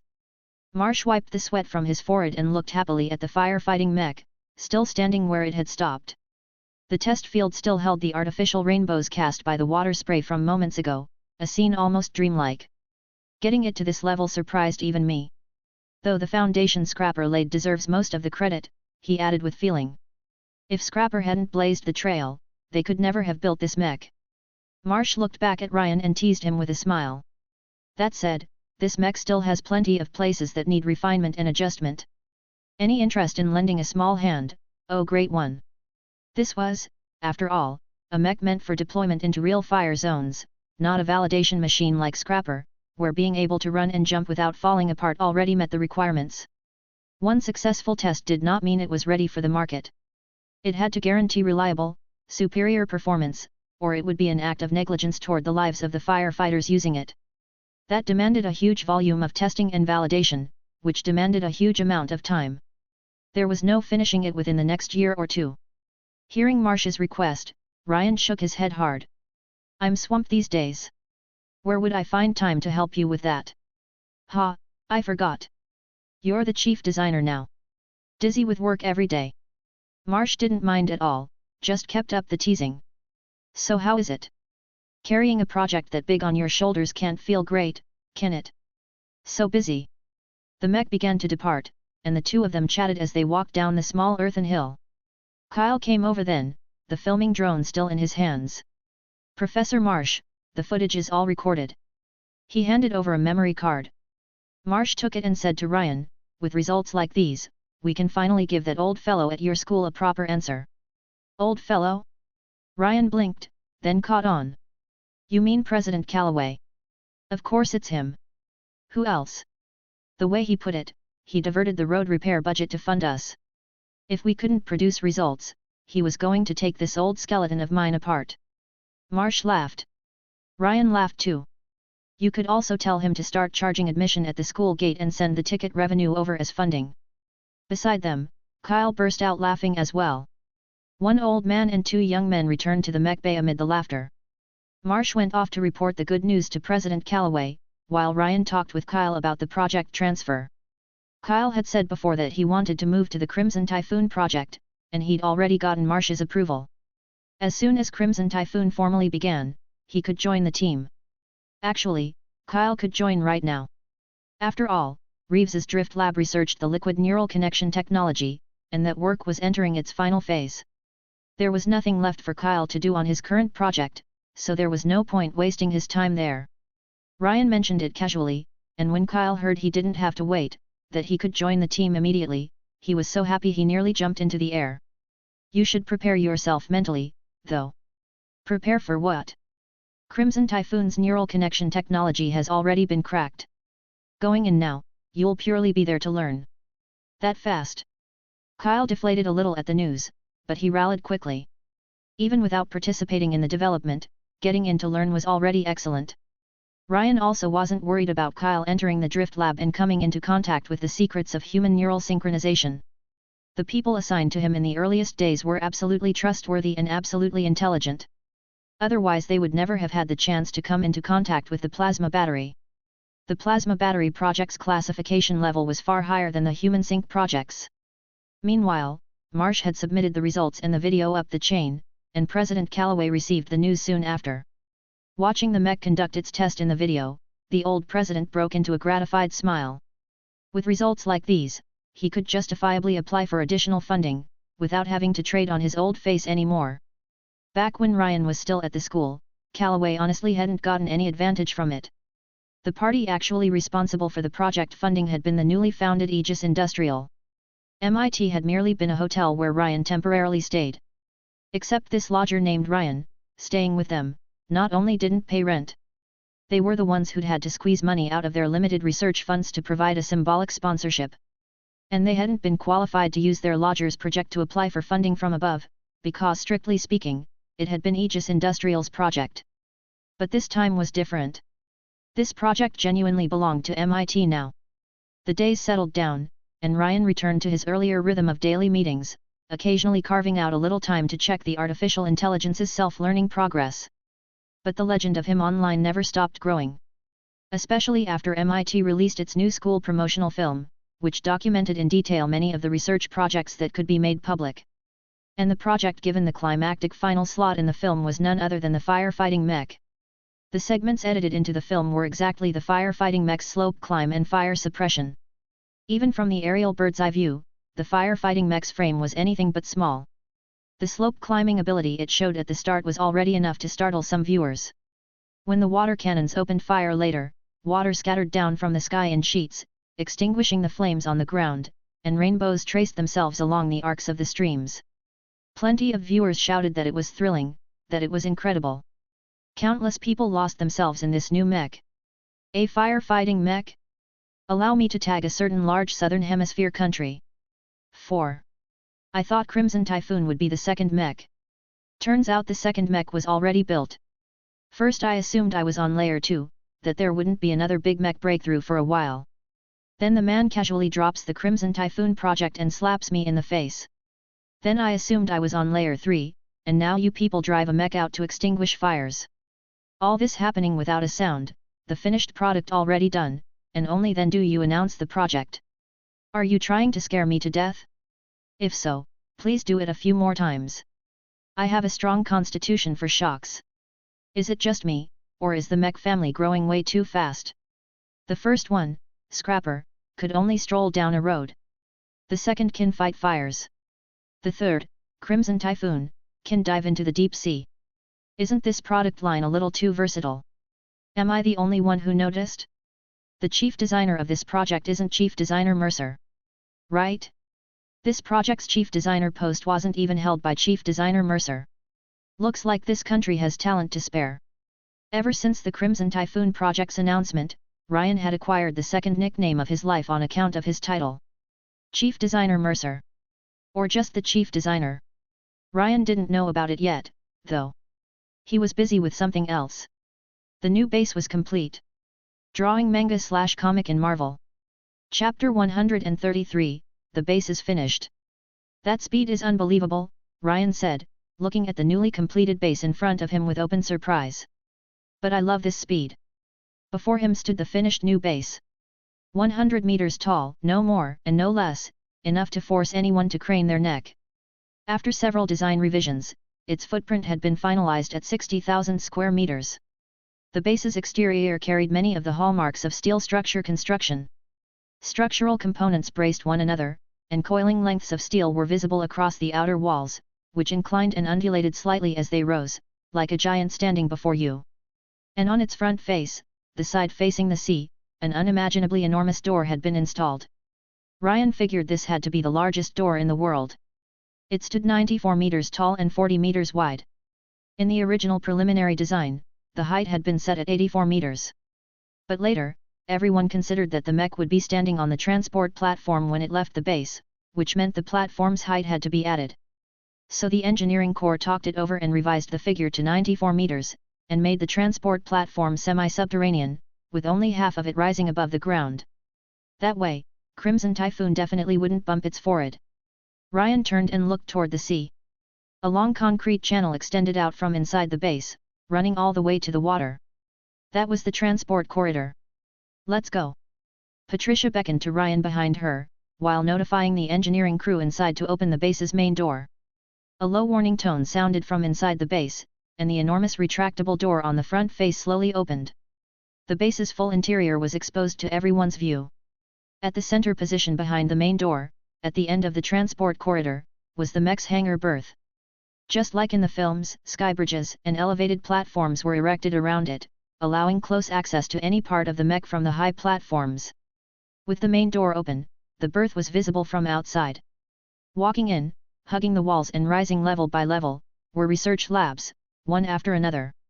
Directly opposite the berth, at the very top of the base, above the main door, was the facility's master control room. Standing in the control room and looking down, you could see the entire ground situation of the base. On either side of the berth were the mech's component zone and assembly zone. The component zone consisted of rooms of various sizes, with different placards above the doors according to the parts stored inside. The assembly zone was for the mech's assembly and maintenance. An enormous installation and maintenance platform sat there, with several giant gantry cranes overhead, large enough to hold one of the mech's arms or legs. After expansion, it could even hold the mech's torso, fully satisfying repair and assembly needs short of catastrophic damage. But all of that was for later. Right now, aside from the assembly platform, most of the base's equipment was still in transit. The whole facility was as empty as a haunted house. A fair number of workers were still inside performing inspections and maintenance, and the sound of welding rang out from time to time in the cavernous space, piercingly loud. When is the rest of our engineering equipment expected to arrive? Ryan asked Patricia, putting on a hard hat. Behind the two of them followed members of the engineering corps. Soon, Patricia said. Everything will be delivered within a week, including the modified transport platform. She pulled out her notes and checked them. Also, the Crimson Typhoon components that have passed testing will be shipped here within 2 weeks. Once they arrive, the base can formally begin work. And the engineers and technicians. A mech this large was absolutely unworkable without a technical core and engineers. Tomorrow. They arrive tomorrow. Patricia handed her notes to Ryan as she spoke. Over the following week, 8,000 people will move into this project. A month from now, the total headcount will exceed 10,000. Ryan took the notes and scanned them. Of those 10,000 people, roughly 300 were engineers, 3,000 were technicians, and the rest were the various research teams. Among them were teams for deep submergence sealing, for the engine group, for materials, for electronic engineering, for integrated circuits. Every field Crimson Typhoon touched had sent at least one research team, and every team was at minimum world class within its own field. There were also plenty of teams that could only be reached remotely, like the vector engine team from before. They wouldn't be moving in on-site. It was fair to say the roster in those notes was a dream team of the industrial and research worlds. Most countries on Earth, never mind building a Crimson Typhoon, couldn't even assemble an all first-rate team like this if they tried. There simply weren't enough people to find. Even the technical corps' engineers and technicians carried enormous engineering experience, having been forged across many different large-scale projects. Their depth and skill were beyond what ordinary teams could compare to. The next day, exactly as Patricia had said. From early morning onward, buses kept driving into the new base. Busload after busload of researchers and technical personnel were dropped off at the base's entrance, and everyone who looked up at the magnificent facility before them let out exclamations. This is where we'll be working from now on. This is too sci-fi. I'm starting to think I'm a character in a science fiction film. Before heading to their assigned dormitories, people set their luggage down at the base's entrance and stepped into the facility for the first time. Walking in, the cavernous emptiness inside stunned them even more. It was like standing inside an enormous temple, a space that washed the spirit clean. Except this temple was consecrated to a mech. At the thought of working in an environment like this, everyone's mood soared. Ryan stood in the master control room, watching the researchers below. He couldn't hear their voices, but from their exaggerated gestures he could feel their excitement and astonishment. Standing behind him were the newly arrived project engineers, the ones responsible for Crimson Typhoon's physical assembly.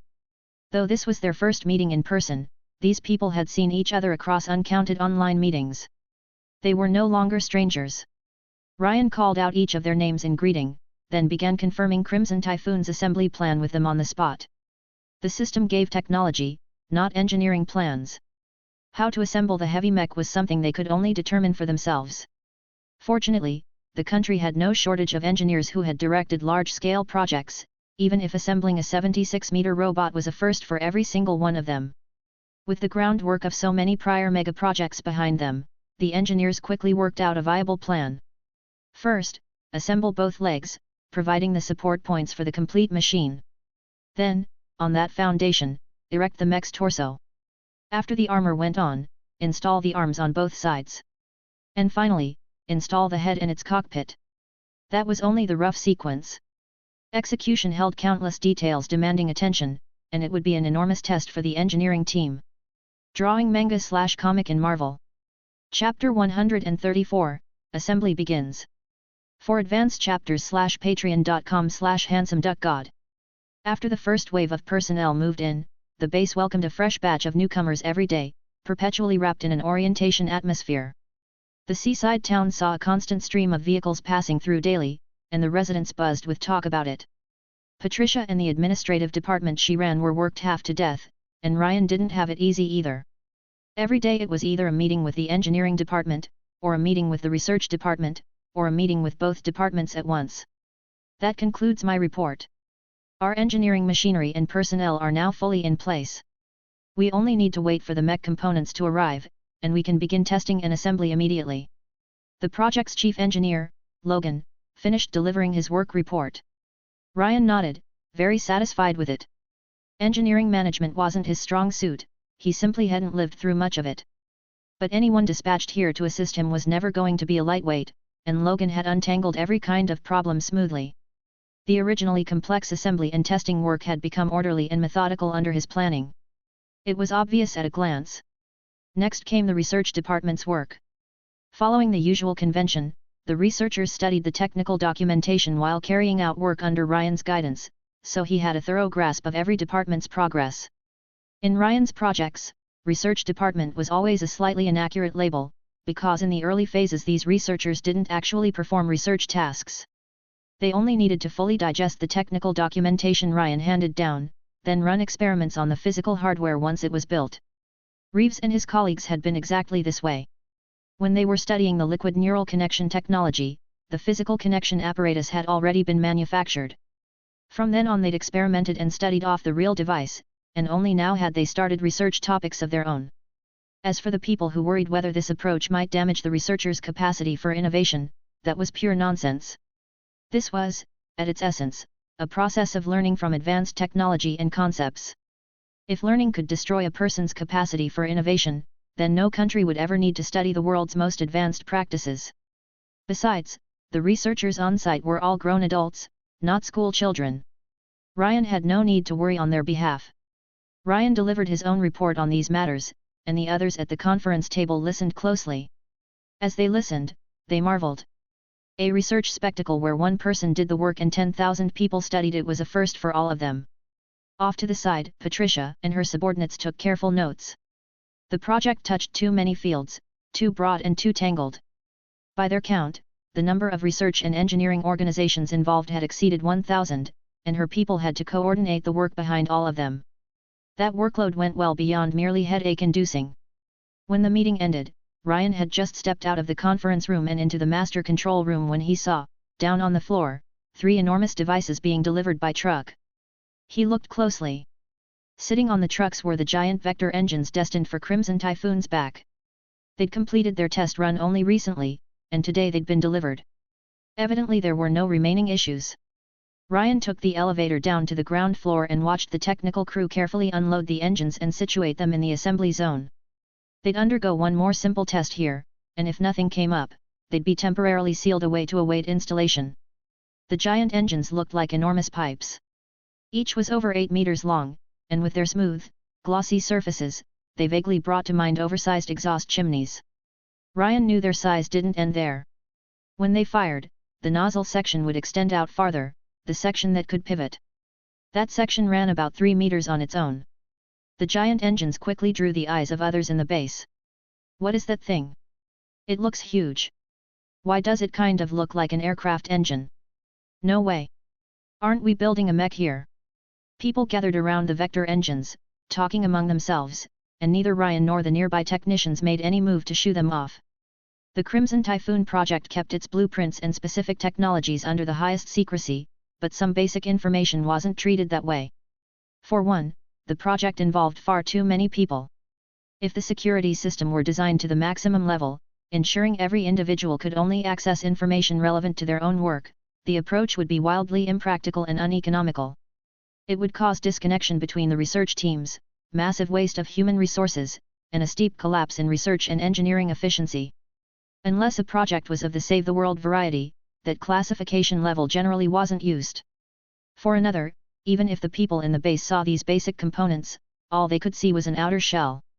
They couldn't see through to the technology inside, and they couldn't see the engine's performance figures. The physical hardware and the technical documentation each had dedicated custodians. Take this very moment. The people in the base had seen the vector engines and now knew 3 giant vector engines would be installed on Crimson Typhoon. What impact could that possibly have? The engines had already been physically built. Even if a self-proclaimed foreign expert learned this information, could he channel his powers across the Pacific and erase every trace of the 3 vector engines from existence? Besides, everyone selected for the project had signed confidentiality agreements and carried security awareness, and they all operated under monitoring. If someone truly ran their mouth, there were people who would handle it. The crew responsible for the vector engines ran their basic inspections on the 3 units, confirmed they'd suffered no damage, then carefully sealed them and towed them by vehicle into the component zone for storage. With the vector engines leading the way, the other components arrived in succession over the following days, shipped to the new base from factories all over the country. During this period, the engineering department technicians' main daily job was receiving deliveries. Components that arrived on a given day had to be sorted, labeled, and stored in their corresponding rooms that same day. More and more of the mech's parts arrived. Chief Engineer Logan judged the timing right and soon issued the order to begin assembly. Some components hadn't finished production yet, but installation could begin first, with the later parts awaited as work proceeded. The first sections to be assembled were Crimson Typhoon's lower legs and feet. The assembly zone's workshop closed its doors, a canopy was drawn over the top, and the space became fully enclosed. The assembly platform inside was put to use at once. The overhead gantry frames went to work, and components large and small were hoisted onto the platform and set in place. Layer upon layer of scaffolding ringed the platform, and engineers and technicians worked across it, building against the blueprints. Forklifts shuttled back and forth between the component zone and the assembly zone, transferring massive quantities of equipment and parts. The entire base roared to life. Chapter 135, A Difficult Assembly. The mech's assembly did not go quickly. Even with an enormous technical workforce, each technician possessing rich assembly experience and superb skill, Crimson Typhoon's first lower leg took nearly a month to assemble. Most of the components had undergone preliminary assembly at the factories, becoming basic units. On site, it seemed like all they needed to do was assemble these pre-assembled units into a larger whole. But it wasn't that simple. To reach the ceiling standard for 7,000 meters underwater, the demands on the mech's assembly precision were extreme. Take the Pioneer submersible as an example. The assembly precision required on its mating surfaces was measured in units called silk, where 1 silk equaled 1/100th of a millimeter. That precision had to be controlled to within a few silk, and the precision on the window glass contact surfaces had to reach within 0.2 silk. That standard, applied to the mech, was not much different. Although compared to the Pioneer the mech was sturdier and used more advanced seal technology, the requirements on assembly precision were still strict. And the mech's seal system was more troublesome. The mech's interior had multiple layers of waterproof sealing. If the outer seal layer was breached, the inner layer could take over, ensuring that even if the mech was damaged underwater, it wouldn't immediately flood and collapse. Crimson Typhoon's single lower leg alone had 3 seal layers, from inside to outside, from bottom to top. Each layer's sealing carried strict assembly precision requirements, and some areas could only be assembled entirely by hand. Standards this strict left the on-site assembly team afraid to so much as breathe too hard, terrified that a breath might cause a deviation during their work. For this situation, neither Ryan nor Logan had a solution. They could only encourage the technicians to keep at it. At this moment, Ryan was in the drift lab.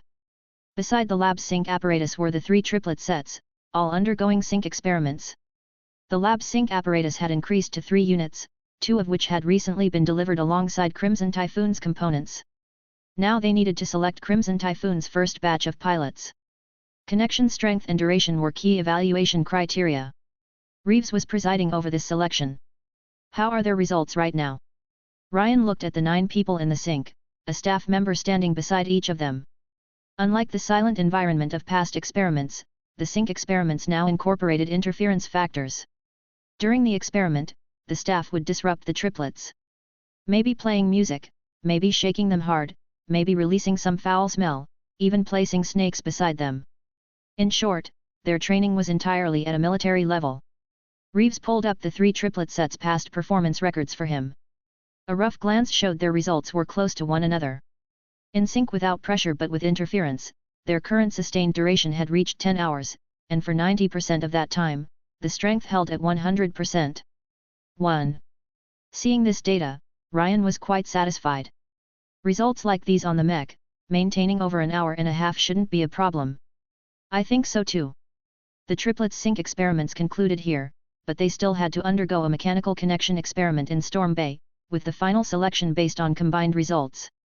After leaving the drift lab, Ryan walked ahead to Storm Bay. Here, Frank Cabrera and the others were preparing for the upcoming trial of the triplets. Ryan called out Cabrera and the lead of another research topic to confirm the progress of their work. We've designed the mech's liquid neural connection pathway according to the requirements, and based on the latest data calculations, within the liquid neural pathway, the entire mech's neural pressure can be maintained within 120 pressure units, Cabrera said. 120 units. That's 12 times scrappers, about what we expected. Ryan was satisfied with their current progress. The lead of the other research topic spoke up too. He was responsible for the mech's operating system. The operating system is currently written to specification. In yesterday's computer simulation run, no problems were found. Both of them showed Ryan their recent experimental data. Ryan didn't dare grow careless. He sat down and confirmed it with them bit by bit. These 2 research topics were vital components of the mech's operation. If they made an error, the entire mech wouldn't move, and the problem would be enormous. The data verification took 2 days before Ryan finished going through all the experimental data with them, confirming there were no anomalies. He also ran the experiments and calculations again, arriving at the same result as the previous time. Only then did he set his mind at ease and turn his attention elsewhere. The transport platform in the base was now fully installed. The transport platform, modified from a space mobile launch platform, now looked a little like a colossal tank. The platform stood about 5 meters tall, half its height hidden within the transport corridor. It was 35 meters wide left to right, only 5 meters less than the width of the base's main door. Its entire body was built from various high-strength steels. What you could see on the surface was steel and nothing but steel. Its own weight alone reached 2,500 tons. Its maximum mobile transport capacity could reach 2,000 tons, and its static load capacity was over 5,000 tons. Carrying Crimson Typhoon's launches and landings was no problem at all. The platform's design perfectly realized Ryan's requirements, and the entire process from design modification to completed manufacture had moved at an astonishing speed. Its structure was relatively uncomplicated, composed mainly of a rigid load-bearing structure, a static hydraulic load-bearing system, and a locomotion system. Stairs on both sides of the platform led straight to the surface, and inside there was a control room responsible for controlling the platform's movement. At full load, its movement speed was projected to reach 20 meters per minute. Crimson Typhoon's already assembled left foot was now fixed onto the transport platform. Using foot clamps specially designed into the platform's surface, the mech's sole could lock firmly together with the platform. On the transport platform, many large scaffolds had already been erected, with technicians still working on follow-up construction or welding on the left foot. Meanwhile, in the assembly zone, work on the right foot was advancing rapidly. After successfully assembling the left foot, the technical crew had quickly absorbed the lessons and improved each process, applying them to the right foot's assembly. This greatly accelerated the right foot's assembly, which was completed in just 20 days. Next came Crimson Typhoon's hips and waist. This section was entirely large components, and it was the core area of the whole mech, so it could only be assembled by fully mechanical means. From this step on, the gantry cranes in the assembly zone never stopped. To speed up assembly, Logan even dispatched several hoisting vehicles to the site, responsible for hoisting the smaller components. Chapter 136, The Growth of Prism Sciences. Time raced to August. Ryan had barely felt its rapid passage. It wasn't until he got out of bed and happened to see the time on his computer that it suddenly hit him. It had already been half a year since he last went home for the new year. Over these 6 months, every day, beyond the Crimson Typhoon project, he'd also had to tend to the artificial intelligence's training, plus the occasional phone call home. Every day he finished his work and dropped straight into sleep. He suddenly remembered Aaron Holt, who'd asked him to develop the brain-controlled exoskeleton. 6 months had passed and the project still hadn't started. But he'd given Holt the warning in advance, so it shouldn't be much of an issue. He washed up, left his room, grabbed a couple of breakfast sandwiches and a coffee from the cafeteria, and headed toward the new base. Morning, Chief Designer. The road was full of researchers and technicians heading the same way, who all greeted him familiarly when they passed. Morning. Go look at the revision notes I sent you yesterday again, and hurry up and finish the changes. Will do, will do. For everyone who greeted him, Ryan returned a warm word of his own. Watching them scurry off like rabbits with dark circles under their eyes, Ryan dialed Mason at the research center on a whim. Ryan, what's up? Mason on the other end had clearly been woken by his ringtone, his tone still a little dazed. How's the above-knee prosthetic coming along lately? Ryan asked.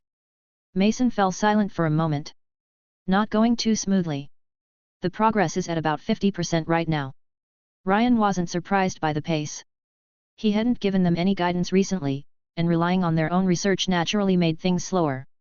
If anything, he was a little surprised they'd even reached this point. Hearing Ryan stay silent for a long stretch, Mason assumed he was dissatisfied and quickly added, "We acquired a domestic prosthetics company a month ago and gained their engineers and research team. They have real strength in prosthetic structural design, so we should have a bigger breakthrough soon." Good. Keep it up. Also, send me all your current documentation. The damper I mentioned to you before, I'll get the design to you as soon as I can. Ryan smacked his forehead, suddenly remembering the matter. If the damper I design doesn't suit your needs, you can also make modifications based on it. Got it. Once Mason finished talking with Ryan, he walked into the workroom and woke a colleague who'd fallen asleep slumped over a desk, telling him to go back to his room to sleep. After the colleague left the workroom, Mason looked out the window. On the horizon, the morning sun was rising, the clear sky cloudless for thousands of miles, and beneath the sunlight lay a construction site. That was their new research center and dormitory buildings, still under construction. It would be a while yet. He started working at his desk. Whenever he thought of his own prospects and the company's, his heart filled with hope. Prism Science's growth over the past 6 months had been considerable. After the Winter Paralympics in March, riding on the athletes fitted with Prism Science's prosthetics, the company successfully built the image of technology used for global good, and the world accepted it. By that route, Prism Sciences smoothly broke through the suspension order, restored normal sales operations abroad, and opened up markets in several European countries. Over the past 6 months, it had not only dug deep domestically but established a foothold abroad.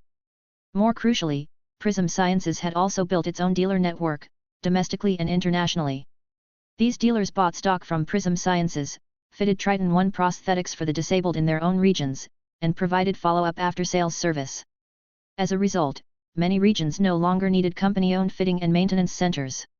On that basis, the previous global maintenance system was declared obsolete. A Triton 1 previously fitted at a company-owned center could be serviced at a company-owned center, or serviced more conveniently at a local dealer. The dealer system had its pros and cons. For instance, the Triton 1 units in a dealer's hands carried a higher price, and the service quality might not match a company-owned fitting center. But there was no denying that the system broke through the after-sales limitations of company-owned centers, removing service worries for the many people who didn't have a company center where they lived, letting them get a Triton 1 with peace of mind. The dealer network had been established for less than half a year, and domestic Triton 1 fittings had already broken 13,000, with revenue exceeding $100 million. That the domestic figure could reach so many owed something to the Lotus initiative announced by the NDAO. The program provided eligible disabled individuals with a one-time installation subsidy or installment payment assistance, greatly easing the installer's financial burden. Abroad, the number of fittings had broken the 20,000 mark, with revenue exceeding $800 million. In just 6 months, the global revenue of Prism Sciences, or of Triton 1, had reached a scale in the billions. And the market still wasn't saturated. As the dealer network was built out and refined, new fitting demand would keep climbing fast. On top of that, dealers everywhere needed to stockpile inventory in advance.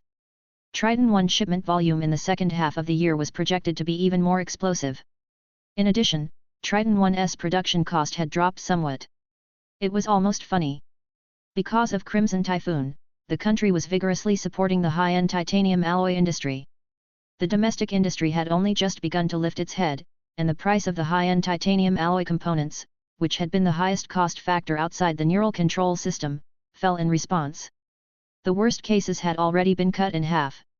Previously, titanium alloy components had always commanded high prices, because of the difficulty of machining titanium alloy and the small demand from Prism Sciences. But now, with the expansion of Triton 1 production and the decline in material costs, Triton 1's overall production cost had fallen back to around $50,000. 2. Thanks to this, domestic Triton 1 prices even saw a small wave of reductions. Counting in the overseas figures, the gross profit margin over the past 6 months was projected to reach 50%. If Helios's prosthetics, with no hope of profit, heard that figure, they'd probably come down with a bad case of envy. By now, all of Angel's company-owned centers domestically had closed. After opening in a blaze of glory, it had immediately faded into obscurity and died. The storefronts they'd rented had long since been turned over to new tenants. Maybe a coffee shop opened there, maybe a sandwich place. No one would remember that these now perfectly ordinary storefronts had once been open to the public as showcases of the world's most advanced technology. The world was about to forget the Angel prosthetic brand entirely. In the prosthetics field, Prism Sciences Triton 1 was already the recognized #1 in the world, the highest technology content, the best price-to-performance ratio, the best installer experience. Perhaps it wasn't yet the most profitable company in the prosthetics field, but there was no question it was the company with the most potential, and that it could someday become a hegemon-level presence in the prosthetics field. Countless investors who recognized this stuffed their bank cards into sacks and rushed to Prism Sciences headquarters, hoping to discuss investment. In the end, they could only retreat in defeat. Drawing manga/comic in Marvel. Trust me and read first few chapters. Chapter 137, The Incomplete Giant. In the new base's mech hangar, a huge curtain now sealed off the entire work area from top to bottom. The only way in was through the assembly corridor at the rear. Inside the hangar, Crimson Typhoon's torso had been installed. With only its 2 legs and its enormous torso, it looked like an incomplete giant. The only parts still missing now were the arms, the 2 big fuel drums on its back, and the head cockpit. "Hank, you done in there?" A technician called from up on an elevated platform. He waited for a reply and looked ahead of him. Before him stood Crimson Typhoon, not yet clad in armor, its huge pitch-black components exposed across the surface, fierce and commanding. A maintenance access hatch sat on the shoulder where an arm had yet to be installed. He stood on the elevated platform, watching the dim tunnel and waiting for his colleague's answer. "This is way better looking than the Venus de Milo," he murmured at the marvel in front of him. Looking around, he saw a great many pieces of engineering machinery surrounding the mech, with a tall gantry crane overhead. It was these machines that had created the miracle before his eyes. This was a true industrial miracle. After a long wait, a voice finally came from inside the tunnel. "I'm done."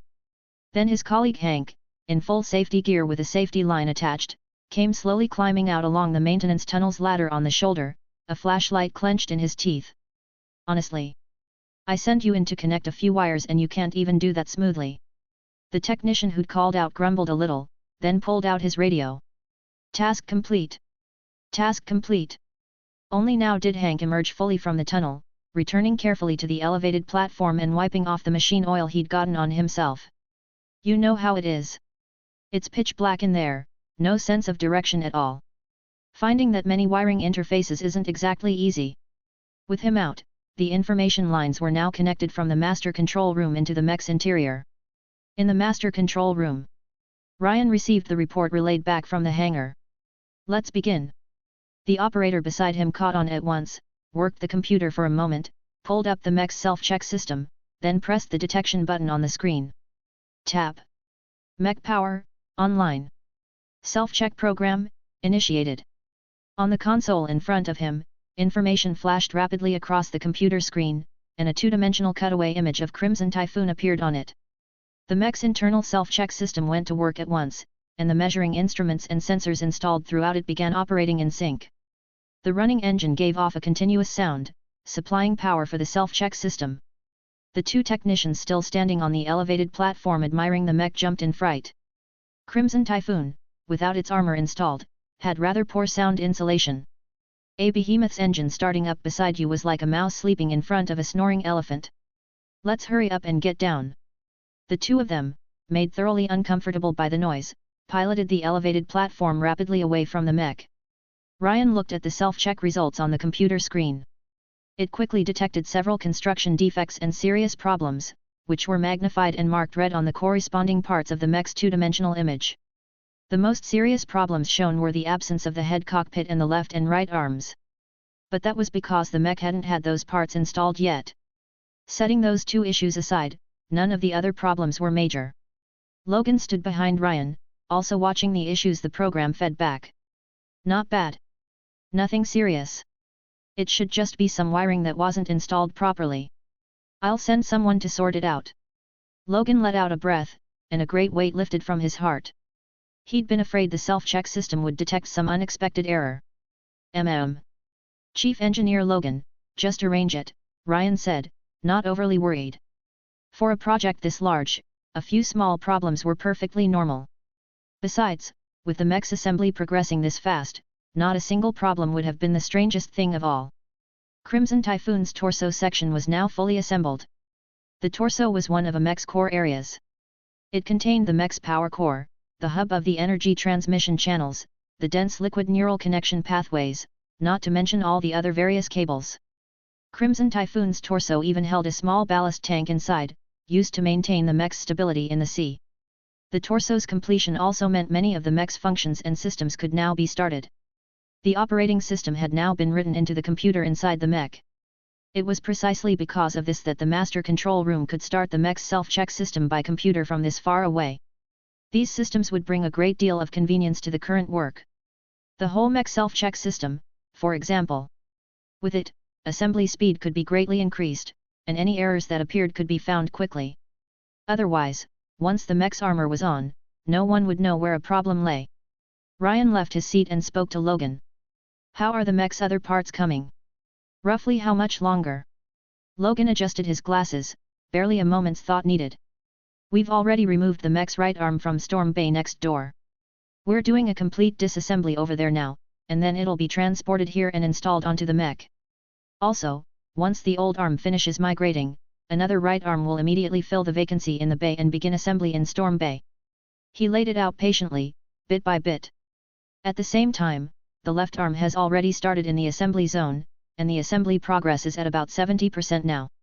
If you feel that isn't fast enough, I can pull more people from the other technical groups, though that would lower overall efficiency and wouldn't speed things up by much. Ryan quickly stopped him. This speed is already fast enough. He marveled inwardly.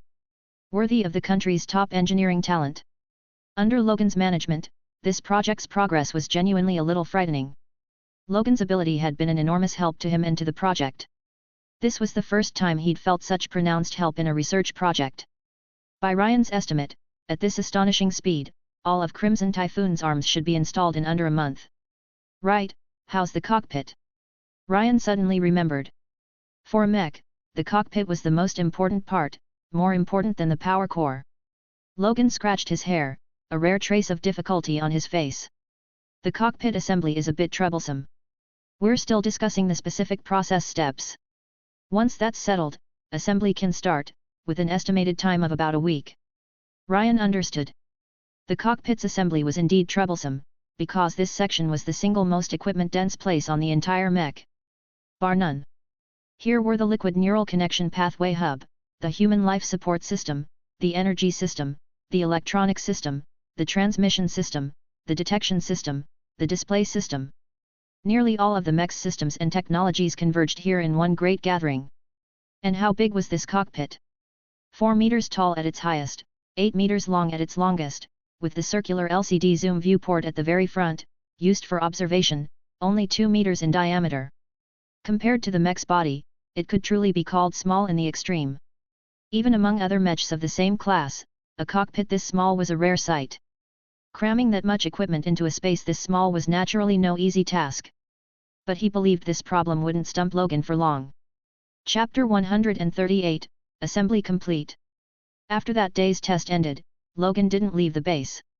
Instead he summoned the engineers responsible for the cockpit assembly, and they kept working out a plan with high feasibility.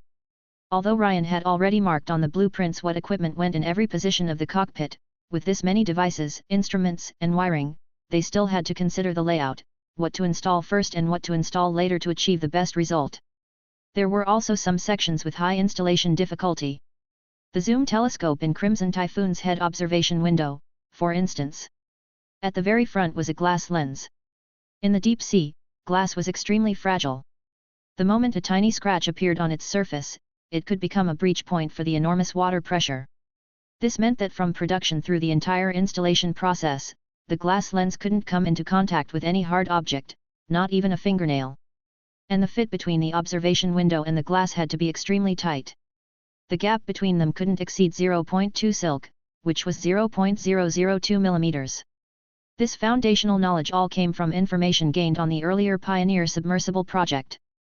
Logan reached out to the Pioneer team and obtained more detailed information from them. Although Ryan's blueprints, owing to the special glass material, didn't actually require standards this high, Logan habitually worked to the highest standard regardless. Logan and the engineers under him studied the first-hand engineering data the Pioneer side provided, deliberating over the installation plan, and a viable plan gradually took shape. There were other high-difficulty sections too, and he found similar domestic reference cases for all of them, providing feasibility support for the assembly plan. More than once, Logan reflected that without these cases, solving these problems would surely have cost them a great deal of time. When Ryan heard about this, his own reflection echoed Logan's. Without the support of the country's various projects across different fields, this project genuinely couldn't have moved this fast. Crimson Typhoon's transport platform came from aerospace. Part of its assembly techniques came from deep submergence craft. Its vector engines relied on the aviation industry. And then there was the armor, the machining of the mechanical components. It was, in every sense, a child raised by the whole village. Of course, with these fields contributing such enormous effort, Crimson Typhoon's technology would later feed back into them in turn. With the foundation of the current super-large transport platform, future transport platform designs in the aerospace field could save a great deal of effort. Deep submergence craft and submarines could later use the SEAL technology from Crimson Typhoon, along with the machining processes for deep-sea pressure-resistant titanium alloy. The Storm series of vector engines, if the radical rework succeeded, might give the country a vector engine with terrifying thrust. Never mind the damping and shock absorption field, and the many other fields these technologies could be applied to. As for the civilian sector, Crimson Typhoon's technology wouldn't be opened up anytime soon. For one, secrecy demanded it. For another, the researchers themselves hadn't even fully digested the technology yet, so what was there to talk about in terms of converting it for civilian use? Ryan had no desire to take on that exhausting chore. But the benefits in the scientific and defense sectors alone were already considerable. Crimson Typhoon's arms didn't drag on too long. One right arm had been assembled long ago. Now they only needed to take it apart, separate it into upper arm and lower arm segments, and assemble it back on. With the prior assembly experience, the other right arm came together fast too. And the remaining left arm was even easier. The left arm had originally been the plasma cannon, but the plasma cannon had been built long ago and sent off into the mountains. There was naturally no point building another to install on the left arm. So Ryan had already revised the left arm on the blueprints beforehand. While the exterior shape and the other seal designs stayed the same, the interior of the forearm had become a fuel tank. The left arm would exist from now on as the mech's reserve fuel tank, increasing the mech's endurance. With this reserve tank added, Crimson Typhoon's full power operating time was projected to reach around 8 hours. This revision reduced the assembly difficulty.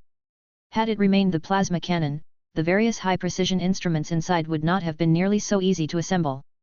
After both right arms and the left arm were installed, what remained to be installed were the cockpit and the two big fuel drums on the back. The two big fuel drums went on first. Before these two devices were installed, the mech's back armor couldn't be installed, and the three vector engines underneath were currently left bare and exposed. The two fuel drums, storage tanks shaped like the inner liner of a kettle, were hoisted high into the air. Every movable aerial platform was in use, with technicians standing on them, reporting the hoisting status over their radios. Only once the drums had settled into the correct position did the technicians pilot the aerial platforms closer, attach their safety lines, and begin fixing the storage tanks in place. Seen from below, the workers looked like ants clambering over a giant's body. But the strength of these ants was a startling thing. There was no counting how many times they'd created one miracle after another. After the tanks were installed, other small components still had to go on, and the last to be installed was the crimson titanium alloy armor over the fuel drums. Once the drum armor was on, things still weren't finished. Below it, an enormous piece of back armor had to be installed, and on the left and right, two rounded triangular shoulder fins, used to keep the mech balanced. Installing these pieces took only 3 days. Ryan watched from the side throughout, and the speed was astonishing. By the time these two pieces were installed, Crimson Typhoon's completion had passed 90%. It lacked only a cockpit. The cockpit's just about ready too. Let's go take a look together. Once the hangar assembly was complete, Logan said this to Ryan. This was, of course, something to see. Ryan went with Logan to the assembly zone, where the cockpit assembly was now underway. The plan Logan and the others had worked out was aerial distributed assembly. First, install the cockpit's base to gain a foothold. Then install the four-sided frame and the other internal devices onto the base. And finally, install the most delicate part, the zoom telescope. The benefit of this was that they could assemble and build at the same time. The cockpit's base was a special opposed piston assembly that greatly increased the flexibility of the neck connection, making the mech's head-turning speed nearly identical to a human's. After this enormous piston assembly and the four-sided frame were installed, many internal devices were transported up via aerial platform or crane, for the technicians to install. And down in the ground-level assembly zone, a large number of technicians assembled the remaining cockpit equipment according to the assembly plan. The moment a piece was finished, it was immediately sent up to the mech for installation. The most complex part, the cockpit, was carried up to 72 meters in the air, bit by bit, by this laborious ant-by-ant method. The final assembly took place in the dead of night, with the base still ablaze with light. Tired as they were, Ryan and Logan still stood on the skybridge at the edge of the wall, fixed on the work across from them. There was almost no sound on site. Everyone held their breath, watching ahead. The mechanical arm carried the observation window to dock carefully with the cockpit. Under the precision positioning instruments, the docking on both sides came together perfectly, without the slightest error. In the instant the docking completed, a surge of fervent applause broke out on the skybridges, on the aerial platforms, all across the site. The people still laboring here held back the joy in their hearts and clapped without stopping. Even the ever-steady Logan threw an arm around Ryan's shoulder and shook him. "It's done. It's done." Ryan laughed, happy and moved. That this project had been completed so quickly was a genuine surprise even to him. After the docking succeeded, many technicians pressed down their excitement and hurried into the cockpit with their machinery to fix the newly installed observation window in place. It wasn't until they'd secured the observation window that Crimson Typhoon could be called truly complete. Ryan stepped onto an aerial platform and piloted it to move in front of Crimson Typhoon. Looking at this first large mech in the world, and possibly the last large mech as well, he was filled with feeling. Its frame was enormous, but the burly, powerful torso and legs, along with the slender, forceful 3 arms, all carried an air of lethality. It was, without question, an agile killer. Tomorrow we do a full machine inspection. 1 week from now, we conduct the first test. Chapter 139, The World Watches. Ryan returned to his dorm and, as usual, checked the artificial intelligence's training progress. Before sleeping, he glanced at Moss's development progress in the system. For the past 6 months and more, he'd basically not shown off anywhere, nor left the base. But even so, the new project's development progress had still reached 72%. The system seemed extremely adept at this kind of project, one with no physical body, composed primarily of code. He opened the system panel and looked at the code inside. By now there was no telling how many lines there were. With code this voluminous, never mind copying it, without the system's index directory he couldn't even have located a specific functional module. Ryan went to sleep with peace of mind, with no idea whatsoever of how much shock the news of Crimson Typhoon's completed assembly had brought everyone else. When Logan reported the news up the chain, the people at Aegis and the Department of Science and Technology were at a loss for what to say. Aegis was all right. They knew Ryan's habit had always been to succeed on the first try. Yes, in their eyes this was simply Ryan's habit. But the Department of Science and Technology was genuinely stunned. This was their first time collaborating with Ryan, and they'd never imagined that a mech this large, one using entirely new technology at that, could be completed so quickly. If they ordered a 76-meter ship from a shipyard, wouldn't they wait a year or two? A mech could be completed this fast? If not for the on-site photos and video in the report, they'd have suspected it was faked. As for the test Ryan had mentioned for a week later, they had no objection. Once a thing was built, of course it had to be tested. The next day, Ryan had only just woken up when Patricia called, timing it precisely. "How much confidence do you have in the test a week from now? There may be an official live stream then," she asked the moment he picked up. Exactly as Ryan had said before, testing a mech, like launching a rocket, was something there was simply no hiding. If Ryan's confidence was sufficient, it was better to broadcast the test footage live, to strengthen national confidence and pride, and to hit back at the voices at home and abroad that doubted the project. The country's degree of openness had been increasing by the day recently, and it placed more and more importance on publicity. Many important projects and important organizations now had their own online accounts. Even the Postal Service's delivery vans had an account. Beyond daily promotion, these accounts occasionally ran live streams. 100% confidence, of course. Ryan's answer didn't exceed Patricia's expectations. "Good. I'll arrange the publicity work."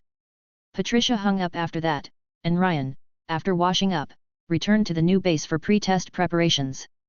On site, someone had already started the mech's self-check program, and personnel had been assigned to repair the problems it detected. He'd come to arrange the detection of the operating data from the mech's various systems during the first test. A large number of sensors were installed inside the mech, and every time it ran, the data generated by each system would be stored, recorded, and transmitted back to the master control room. This data represented the mech's operating state. Only by thoroughly studying it could the corresponding technology possibly be fully understood. And only then was there any possibility of transcending the system's technology and making major modifications to the mech. There were nearly 1,000 research groups on site, and they'd help Ryan analyze each portion of the data, forming report after report. Just as Ryan was assigning tasks, the publicity work outside had already begun. The evening news broadcast spent 5 minutes reviewing the Crimson Typhoon project, announcing that the project had achieved preliminary success, and offering high praise for the technological breakthroughs the project had achieved so far, as well as its personnel. The broadcast also disclosed a great deal of new information about the project, such as the base's location, and the date of the first sea test, and that this test would be tracked via live stream. As for the mech base's location, although every country's satellites had detected it long ago, the general public hadn't known. For a moment there was an uproar. But what drew more attention was the mech's test date, which was somehow next week. "Isn't that way too fast? A test next week? Is there any chance I could rush over? The area around the base is a controlled zone, you can't get in, but you can go to the Redcliffe Islands across from it. They're already organizing a mech sea tour over there." "What's a mech sea tour?" "I read the description. A boat tows you out to sea, then hands you a pair of binoculars, and when the mech goes into the water you can watch. There are all kinds of boats too, speedboats, yachts, even cruise liners. The Redcliffe locals say it's not just that service. If you board a cruise liner, you can also rent a helicopter on top of it. The pilot can fly you to the airspace closest to the edge of the restricted zone, and you can watch however you like. I hurriedly opened my wallet. The evening news report caused a sensation not only at home but quickly abroad as well. With the earlier Crimson Typhoon project, many politicians and researchers abroad had been skeptical, and repeated to this day, plenty of people believed what they'd said. Who could have known a test announcement would suddenly pop up? Some of these people had even used the Crimson Typhoon project as a negative example just last week. It hadn't even been a year. How could it be fast to this degree? Some even assumed they'd had too much to drink and were still lying in bed having a grand dream. Before these politicians could figure out how to face this piece of news, their citizens had already given their own response with great speed.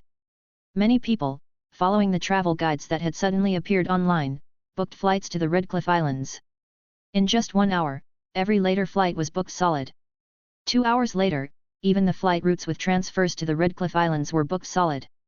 Many people went online begging for a 3 transfer route, anything that could get them to the Redcliffe Islands. Barring the unexpected, many of them would spend a wonderful vacation there. In a single day, the Redcliffe Islands became an internationally renowned tourist destination. This effect set a certain small county muttering to itself, one that had spent over 40 billion on tourism and failed to make so much as a ripple. 2. Should they build a Mech of their own here too? The effect was so much better than the abandoned half-finished project they'd put up. It wasn't only these newly arrived tourists. Some cruise companies at home and abroad had set their sights on the Mech as well. They decided to add a Mech route, running across the sea area outside the base, then onward to the country's major coastal cities. This route wouldn't make it in time for the upcoming first test, but the Mech base was right there on the route, and that wasn't going anywhere. The route was only a trial. If its results were good enough, they could turn it into a long-term route. And even if business was poor, they could later time it to the Mech's tests, rolling the route out temporarily then, and business was sure to be decent. As time went on, Crimson Typhoon's test date drew ever closer, and online, after so many days of fermentation, Crimson Typhoon had become the representative emblem of humanity's industrial miracles. The tourists on the Redcliffe Islands grew more numerous too. Not only domestic faces, but plenty of foreign ones. Foreign reporters with microphones in hand appeared often on the streets, a whole camera crew filming behind them. Beyond these people, many celebrities great and small, domestic and foreign, came to the Redcliffe Islands one after another. Star directors from film circles around the world all hoped the soon-to-be tested Crimson Typhoon might bring them fresh inspiration. And many more ordinary people waited on the islands to witness this new miracle of human industry. At last, the day of the test arrived.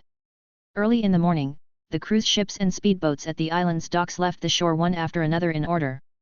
On the sea beneath the rising sun, boats large and small covered the water, and helicopters flew past overhead. Chapter 140, Everyone, Attention to. Inside the base. Ryan had just walked in through the small door when he saw, right in the center of the base, the enormous Crimson Typhoon standing before him, the bright red waterproof anti-corrosion paint on its surface gleaming under the base's big lights. A great many tiny figures hurried past its heels. By now everyone was suited up and ready. In the base, technicians and researchers alike had thrown themselves into the work. Someone drove a small transport cart loaded with spare parts. Someone clutched documents and ran past in a hurry. Every single person was busy at their assigned post. Ryan walked into the master control room, and the operator at the computer immediately handed him a report. Chief Designer, we just ran a self-check on the Mech. Status shows normal. It's ready for the experiment. Ryan, still holding a cup of coffee, took the report and glanced at it. It was 7 in the morning. He said, have the technical team start loading fuel into the fuel tanks at 8. Half a tank each. Got it. The operator turned and issued the instruction to the hangar's technical team through the intercom system. Ryan followed the top-level passage from the master control room straight to the hangar's preparation room. Over on the hangar side, there were also plenty of rooms. One of them sat level with the Mech's head, and it was the pilot's preparation room. From here, they could walk directly into the Mech's cockpit via the aerial passage. Right now, all 9 pilots had already put on their custom-tailored circuit sensor suits and sat in chairs, helmets in their arms, waiting. Among these 9, the 3 Pierce brothers were the first-choice pilots. The others were all backups. Seeing Ryan walk in, they hurriedly stood and saluted. Don't be too nervous. Ryan soothed their nerves and bolstered their spirits. From the day you arrived at this base, you've been training for today. By any count, it's been over a year now. Whether it's your performance or our tests, all of it shows that you absolutely have the ability to pilot a large mech now. Countless people in this world envy you. What you're about to do will set a human first. And all you need to do is walk onto the mech, then walk out to meet everyone's applause. Listening to Ryan's words, the 9 grew more and more fired up, wishing they could walk into the mech right that instant. But they couldn't. The technical team was still running checks inside. Taking the opportunity, Ryan once again restated the experiment's tasks to the 9 of them. For this experiment, the most important task is to test the mech's mobility and its ceiling. So once you've come down off the transport platform, all you need to do is move along the preset route into the sea. Along the way, you can use the engines on the back to accelerate, but watch your fuel consumption. And whatever you do, do not activate the weapon systems. 1. On the way back, if you feel the pressure is still within a bearable range, you can start up the other systems to test them. Ryan explained the details to the 9 of them one by one. Though they'd already heard it before, they listened with particular care. The main pilots for this test were the 3 Pierce brothers, but once they'd finished this round, the other 2 triplet sets would carry out the same task in turn. In other words, a single mech mission required at least 3 pilot group swaps and at least 3 tests. So the others had to listen too. As he was speaking, an assistant suddenly came looking for him. Chief designer, it started raining outside. 2. Ryan paused. It's really raining. He walked to the window and looked up at the sky. At some point, a patch of dark cloud had drifted in. The sky outside had begun to dim, and a light rain had started to fall. They'd obtained today's weather forecast a week ago and known there might be rain today. He hadn't expected it to actually come. Does the experiment still go ahead? The assistant asked, coming over. It goes ahead. Of course it does. Ryan spoke as if it were nothing. It's just a bit of rain. What's there to worry about? 1. At this moment, beyond the restricted waters, pleasure boats large and small had packed the area full. The boats were lined up in a row, as if they were holding a regatta. Danny Price sat on a mid-size pleasure boat, a pair of binoculars in his hands. I see the mech base. That door is so damn big. He looked at the somewhat blurry image in the binoculars and shouted in excitement. His roommates were fiddling with their binoculars beside him too. Where? How come I can't see it? You've got the direction completely backwards. No wonder you can't see anything. Danny turned his roommate's direction around, and only then did the roommate find the mech base on the coast. Last time I went to MIT to watch Scrappers test, I got to run alongside the mech for a loop. Now, to watch a mech, I have to come out to sea. You think next time we want to watch a mech, we'll have to go to outer space for it? Danny's mind suddenly cracked wide open. His roommate Trey was speechless. Why don't you just say you're going to heaven? Suddenly. Pleb. A drop of rain fell from the sky, and Danny instantly had a bad feeling.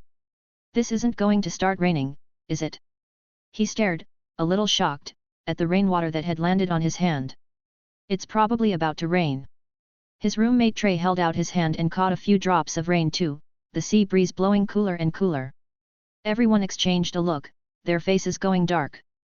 This is such terrible luck. This whole dorm of them had fought tooth and nail to grab tickets to the Redcliffe Islands, fought tooth and nail to book a hotel, and fought even harder to grab a single spot out at sea. It's almost 9 now. Why would it suddenly rain? I hope they're just delaying the test. Whatever they do, don't let it be cancelled. The people on the boat with them all started to complain. The rain set off the same complaints on the boats around them. The television station's helicopter, passing overhead at this moment, also noticed it had begun to rain and, for safety's sake, prepared to descend back onto the cruise ship. Viewers in the live stream, because light rain has suddenly started on site and the sky has dimmed somewhat, we now need to land temporarily. Today's test may also be postponed because of this rain. We'll continue to bring you tracking coverage. The reporter on the helicopter finished speaking to the camera, then cut the feed back to the studio. The people in the online live stream erupted at once. It's raining. Looks like there's nothing to watch today. I finally get to slack off at work, and you're telling me it's raining. But at this moment, unlike what everyone imagined, the people in the base had no intention whatsoever of stopping the experiment over this rain. Ryan had already returned to the master control room, where an assistant immediately reported, "Fuel loading is complete." Good. Ryan walked to the microphone in the master control room and spoke into it. "Attention everyone, Crimson Typhoon's first experiment is about to begin. Everyone to your positions. Everyone to your positions." These words rang out simultaneously from every speaker in the entire base. In the preparation room, the three Pierce brothers immediately stood up. The technical team came over too, pushing 3 small carts that held their armor suits. The 3 of them stood in place, arms spread, and the technical team expertly fitted them into the armor suits. Finally, they took the spinal clamps out of sealed cases and installed them onto the men's backs. Then the 3 walked toward another door in the preparation room. Behind this door, across one more aerial passage, was the mech's cockpit. "Good luck." Passing the other 2 triplet sets, the 6 of them shook hands one by one and cheered them on. The 3 brothers nodded and walked into the cockpit, bearing their mission. The cockpit door was directly at the rear of the cockpit. Inside the red-toned cockpit were 3 pilot frames in total. The front 2 were responsible for the mech's neural control. The rear one was responsible for observation and non-neural operation, while also bearing the connection pressure for the other 2. Right now, all 3 pilot frames were retracted up into the air, and the whole cockpit looked quite spacious. This wasn't their first time inside. In fact, over the past week, they'd performed simulated connections in the cockpit no fewer than 5 times, and had even driven the mech's arms. They simply hadn't released the locks on the platform to let the mech truly move. They'd only walked a few steps in when the mech's AI automatically lowered the pilot frames, and the cabin grew much more cramped at once. The 3 stepped onto the pilot frames, the armored boots on their feet locking into the mechanical foot mounts at the base. The technical team members who'd come and helped secure their armor suits and pilot frames, then quickly headed out. On the way out, they sealed the cockpit door for good measure. The mech cockpit door is sealed. Pilots are in position. Listening to the information coming from the technical team and the cockpit, Ryan checked the time once more. It was about right. He set his microphone channel and spoke to the cockpit alone. "Activate the sync connection between you." Then he adjusted the microphone to the all-broadcast channel. "Attention everyone, the exit procedure is now beginning." 2. As he spoke, he pressed the main door switch in the master control room. Accompanied by a beeping warning tone, the enormous door slowly opened, and the transport platform beneath the mech's feet gradually came to life. Additionally, if you would like to request novels and access my Google Drive where I have 200+ audiobooks, then you can join my Patreon. Link is also provided in the description.